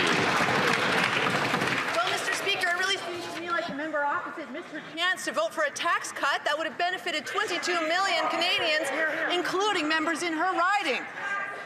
Now, just this morning, she spoke about engineers. Mr. Speaker, just this morning, I met with the International Union of Operating Engineers. There are 18,000 here in Ontario. You know what we talked about? We talked about the importance of early learning and childcare, because they need that not only to recruit and train new engineers, but to benefit the families who depend on it for affordable childcare so they can go to work. Hear, hear. Honourable Member for Simcoe North. It has been reported that the government is considering lifting the tanker ban to support an east-west oil pipeline. The problem is some Liberal MPs and even cabinet ministers don't support this proposal. So, Mr. Speaker, who speaks for the government? Will the minister finally clear it up today that the government is going to do what Conservatives have called for all along, scrap the emissions cap and lift the tanker ban so Canadian resources can get to market? The Honourable Minister of Natural Resources. Mr. Speaker, we're going to do what we need to do, which is build Canada strong. The Prime Minister has been clear. Major projects will only proceed with rigorous environmental assessments and clear contributions to Canada's climate change objectives. So that's a no. The Honourable Member for Terrebonne. Mr. Speaker, tomorrow is Economic Violence Awareness Day. The day is a Canadian initiative that is now observed around the world. Economic violence, such as restricting access to money, sabotaging employment, or forcing someone into debt, is a common form of gender-based violence. Economic violence robs people of their autonomy and limits their ability to lead a stable and fulfilling life. I am proud to have voted in favour of a budget with measures to combat economic violence. Could the Minister of Finance remind those who voted against the budget of what exactly they... And what about all the people at the Freedom Convoy that had their bank accounts frozen? Isn't that economic violence as well? According to your little description there? What a bunch of garbage. Access to information and financial resources. Good news, and the Conservatives should be happy about this. In Budget 2025, we announced our intention to develop a voluntary code of conduct for the prevention of economic violence. In order to do so, we will collaborate with the Canadian financial sector because the sector plays a role in early detection of violence. Unfortunately, Mr. Speaker, some members voted against the budget in this place, but we should all support the fight against economic violence. Canadians need to know that every decision the Prime Minister makes is in the national interest and not in his own financial interest. Yesterday at committee, Brookfield confirmed that every time Brookfield makes money, this Prime Minister makes money, and that 1,900 companies that Brookfield owns are not covered by this Prime Minister's ethics screen. Wow. Every time he goes down to the White House, he doesn't come back with a deal for Canadians, but the last time he went, he did get a $80 billion deal for Brookfield. So will the Prime Minister just give Canadians the confidence they deserve and sell his financial interest in Brookfield? The Honourable Minister of Artificial Intelligence and Digital Innovation. Mr. Speaker, the opposition should stop the conspiracy theories. They should get out more, stop saying no, and find out who's saying yes to Canada. They don't even have to go far. Just this morning, I was in Canada where Nokia said yes to Canada and the Ottawa-Gatineau area, and they broke ground in a $340 million innovation center. They employed 2,600 Canadians. They will employ 340 more. They should do what Nokia does. Build in Canada, buy in Canada, believe in Canada. The Honourable Member for Leeds, Grenville, Thousand Islands. It must be concerning for the minister that the clerk of the Privy Council believed in the same conspiracy so much that he sold his shares in Brookfield knowing that he couldn't manage the conflict of interest in the role that he had. The same conflict that this Prime Minister has. And he's supposed to be managing this Prime Minister's conflicts. Every time Brookfield makes money, this Prime Minister is making money. Even the Chief Operating Officer of Brookfield itself admits this very thing. With 1,900 companies that Brookfield owns not covered by this Prime Minister's ethics screen, why won't he just do the thing that Canadians need, give them the confidence that they deserve, and sell his shares in Brookfield? The Honourable Minister of International Trade. Mr. Speaker, speaking of deals, last week it was Germany investing $1 billion in Canadian defense technology. A few days ago, it was the Prime Minister of the United Arab Emirates securing $70 billion for our industries here. And just today in Ottawa, Finnish Nokia investing $340 billion, supporting thousands of jobs, exporting to over 115 countries, Mr. Speaker. The world is calling, and we are answering. The Honourable Member for St. Albert, Sturgeon River. Mr. Speaker, the Prime Minister's conflicts with Brookfield are everywhere. Yesterday, the COO of Brookfield said that when Brookfield does well, the Prime Minister does well. So is it any wonder that this government is helping Brookfield do well, including fast-tracking a Brookfield-owned LNG project and handing $500 million to a foreign space agency partnered with Brookfield? Why won't the Prime Minister end his conflicts and fully divest himself from Brookfield? The Honourable Minister. Mr. Speaker, conspiracy theories, imaginary taxes, all a different way to say no to Canada. This is a party that says yes. And guess what? Just today, Nokia said yes to Canada. They invested $340 million in an innovation center. Those are good jobs, Mr. Speaker. 2,600 jobs in Canada, 340 more good jobs. They broke ground today. Why, Mr. Speaker? They're building in Canada, buying in Canada, and believing in Canada, Mr. Speaker. The Honourable Member for Winnipeg West. Mr. Speaker, On November 12th, we saw the Build Canada Homes program accelerate affordable housing projects across the country, including a major announcement at Nawi Odeno in Winnipeg. Approximately 320 new homes, 40% of them below market and developed in partnership with Treaty 1 First Nations, are now set to move forward. This is exactly the kind of progress my constituents in Winnipeg West are looking for. Could the Minister of Housing and Infrastructure update the House on how these Build Canada Homes projects in Winnipeg and other cities will help deliver affordable homes more quickly? Absolutely fair. The Honourable Minister of Housing and Infrastructure. Thank you, Mr. Speaker. I want to thank the member for Winnipeg West for his great question. Our government is making generational investments in building the homes that Canadians need right now. And this month, Build Canada Homes took a major step in the redevelopment of sites in accelerating affordable housing in Winnipeg, in Ottawa, and in Edmonton. This will add nearly 1,800 affordable homes across Canada, the housing that Canadians need. And will the Conservatives in the meantime support the first-time homebuyers tax? They're stalling it here, preventing first-time homebuyers from accessing $50,000 savings. The Honourable Member for Montmorency, Charlevoix. When Brookfield makes money, the Prime Minister makes money. Those aren't our words. Those are the words of Brookfield's Chief Operating Officer. That's what he told us in committee yesterday. And if that wasn't bad enough, we found out that 95% of businesses owned by Brookfield are not even covered in the Prime Minister's ethics screen. And the people who are supposed to oversee the ethics screen don't even have access to the full list of businesses. Mr. Speaker, can someone explain to us why Brookfield's interests seem to perfectly align with the Liberal budget tabled last week?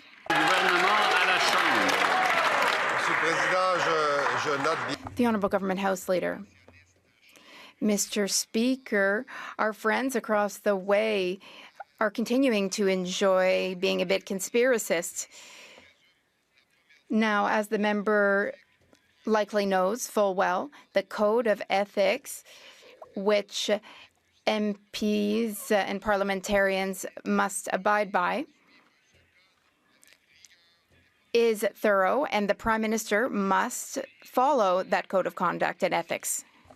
Mr. Speaker, once again, the government is letting Canadian Airlines violate the human rights of people with disabilities. This time, it's WestJet, who put in place arbitrary weight restrictions, preventing people with motor vehicles from flying. The result, denying people with disabilities the right to travel safely for work, education, or to visit loved ones. When will the Liberals close loopholes in the Accessible Canada Act, uphold disability rights, and hold corporate executives accountable when they violate these rights? The Honourable Government House Leader. Mr. Speaker, of course, we have an ongoing dialogue with Canada's transportation companies about ensuring the mark of a great society is the space and the ability for all members of that society to participate in it. And we obviously want the transportation sector to be very reflective of that great generosity in Canada. We have a proud record on this side of the House and renewing and reaffirming our commitment to accessibility in Canada. We'll continue to do that, and we'll do that in partnership with the transportation sector. The Honourable Member for Edmonton Strathcona. Mr. Speaker, Danielle Smith is making an unprecedented attack on healthcare in this country. If she is allowed to get away with privatization, it will be the beginning of the end of public, universal, single-payer healthcare in this country. And it is central to Canadian identity. And Alberta healthcare workers are calling for the government to protect healthcare, to enforce the Canada Healthcare Act. Will the Prime Minister protect public healthcare and enforce the law in this country, or will he just take a photo op with Daniel? L'Honorable Ministre de la Santé. The Honourable Minister of Health. Mr. Speaker, our new government will always protect the Canada Health Act and Canada's universal healthcare system. That's why Budget 2025, our new government is investing in our publicly funded healthcare system, including through generational investments of $5 billion to build healthcare infrastructures. We have a collaborative approach with all provinces and territories to ensure all Canadians continue to have an equitable access to medically necessary care based on their medical needs, not their ability to pay. Thank you. And that concludes question period. Alrighty, there you have it. We're disappointed, but it'll be back tomorrow. Yes, it will be back tomorrow. Je désire informer. I would like to inform the House. It will be back tomorrow, and so will I, roughly the same time, around 1 p.m. Eastern Standard Time. Thank you for joining the live stream today on YouTube, Rumble, and Kick. That's going to do it for today's stream. I will see you tomorrow, like I said, around that time. Take it easy, everybody. Have a great rest of your day or night, depending on where you are from.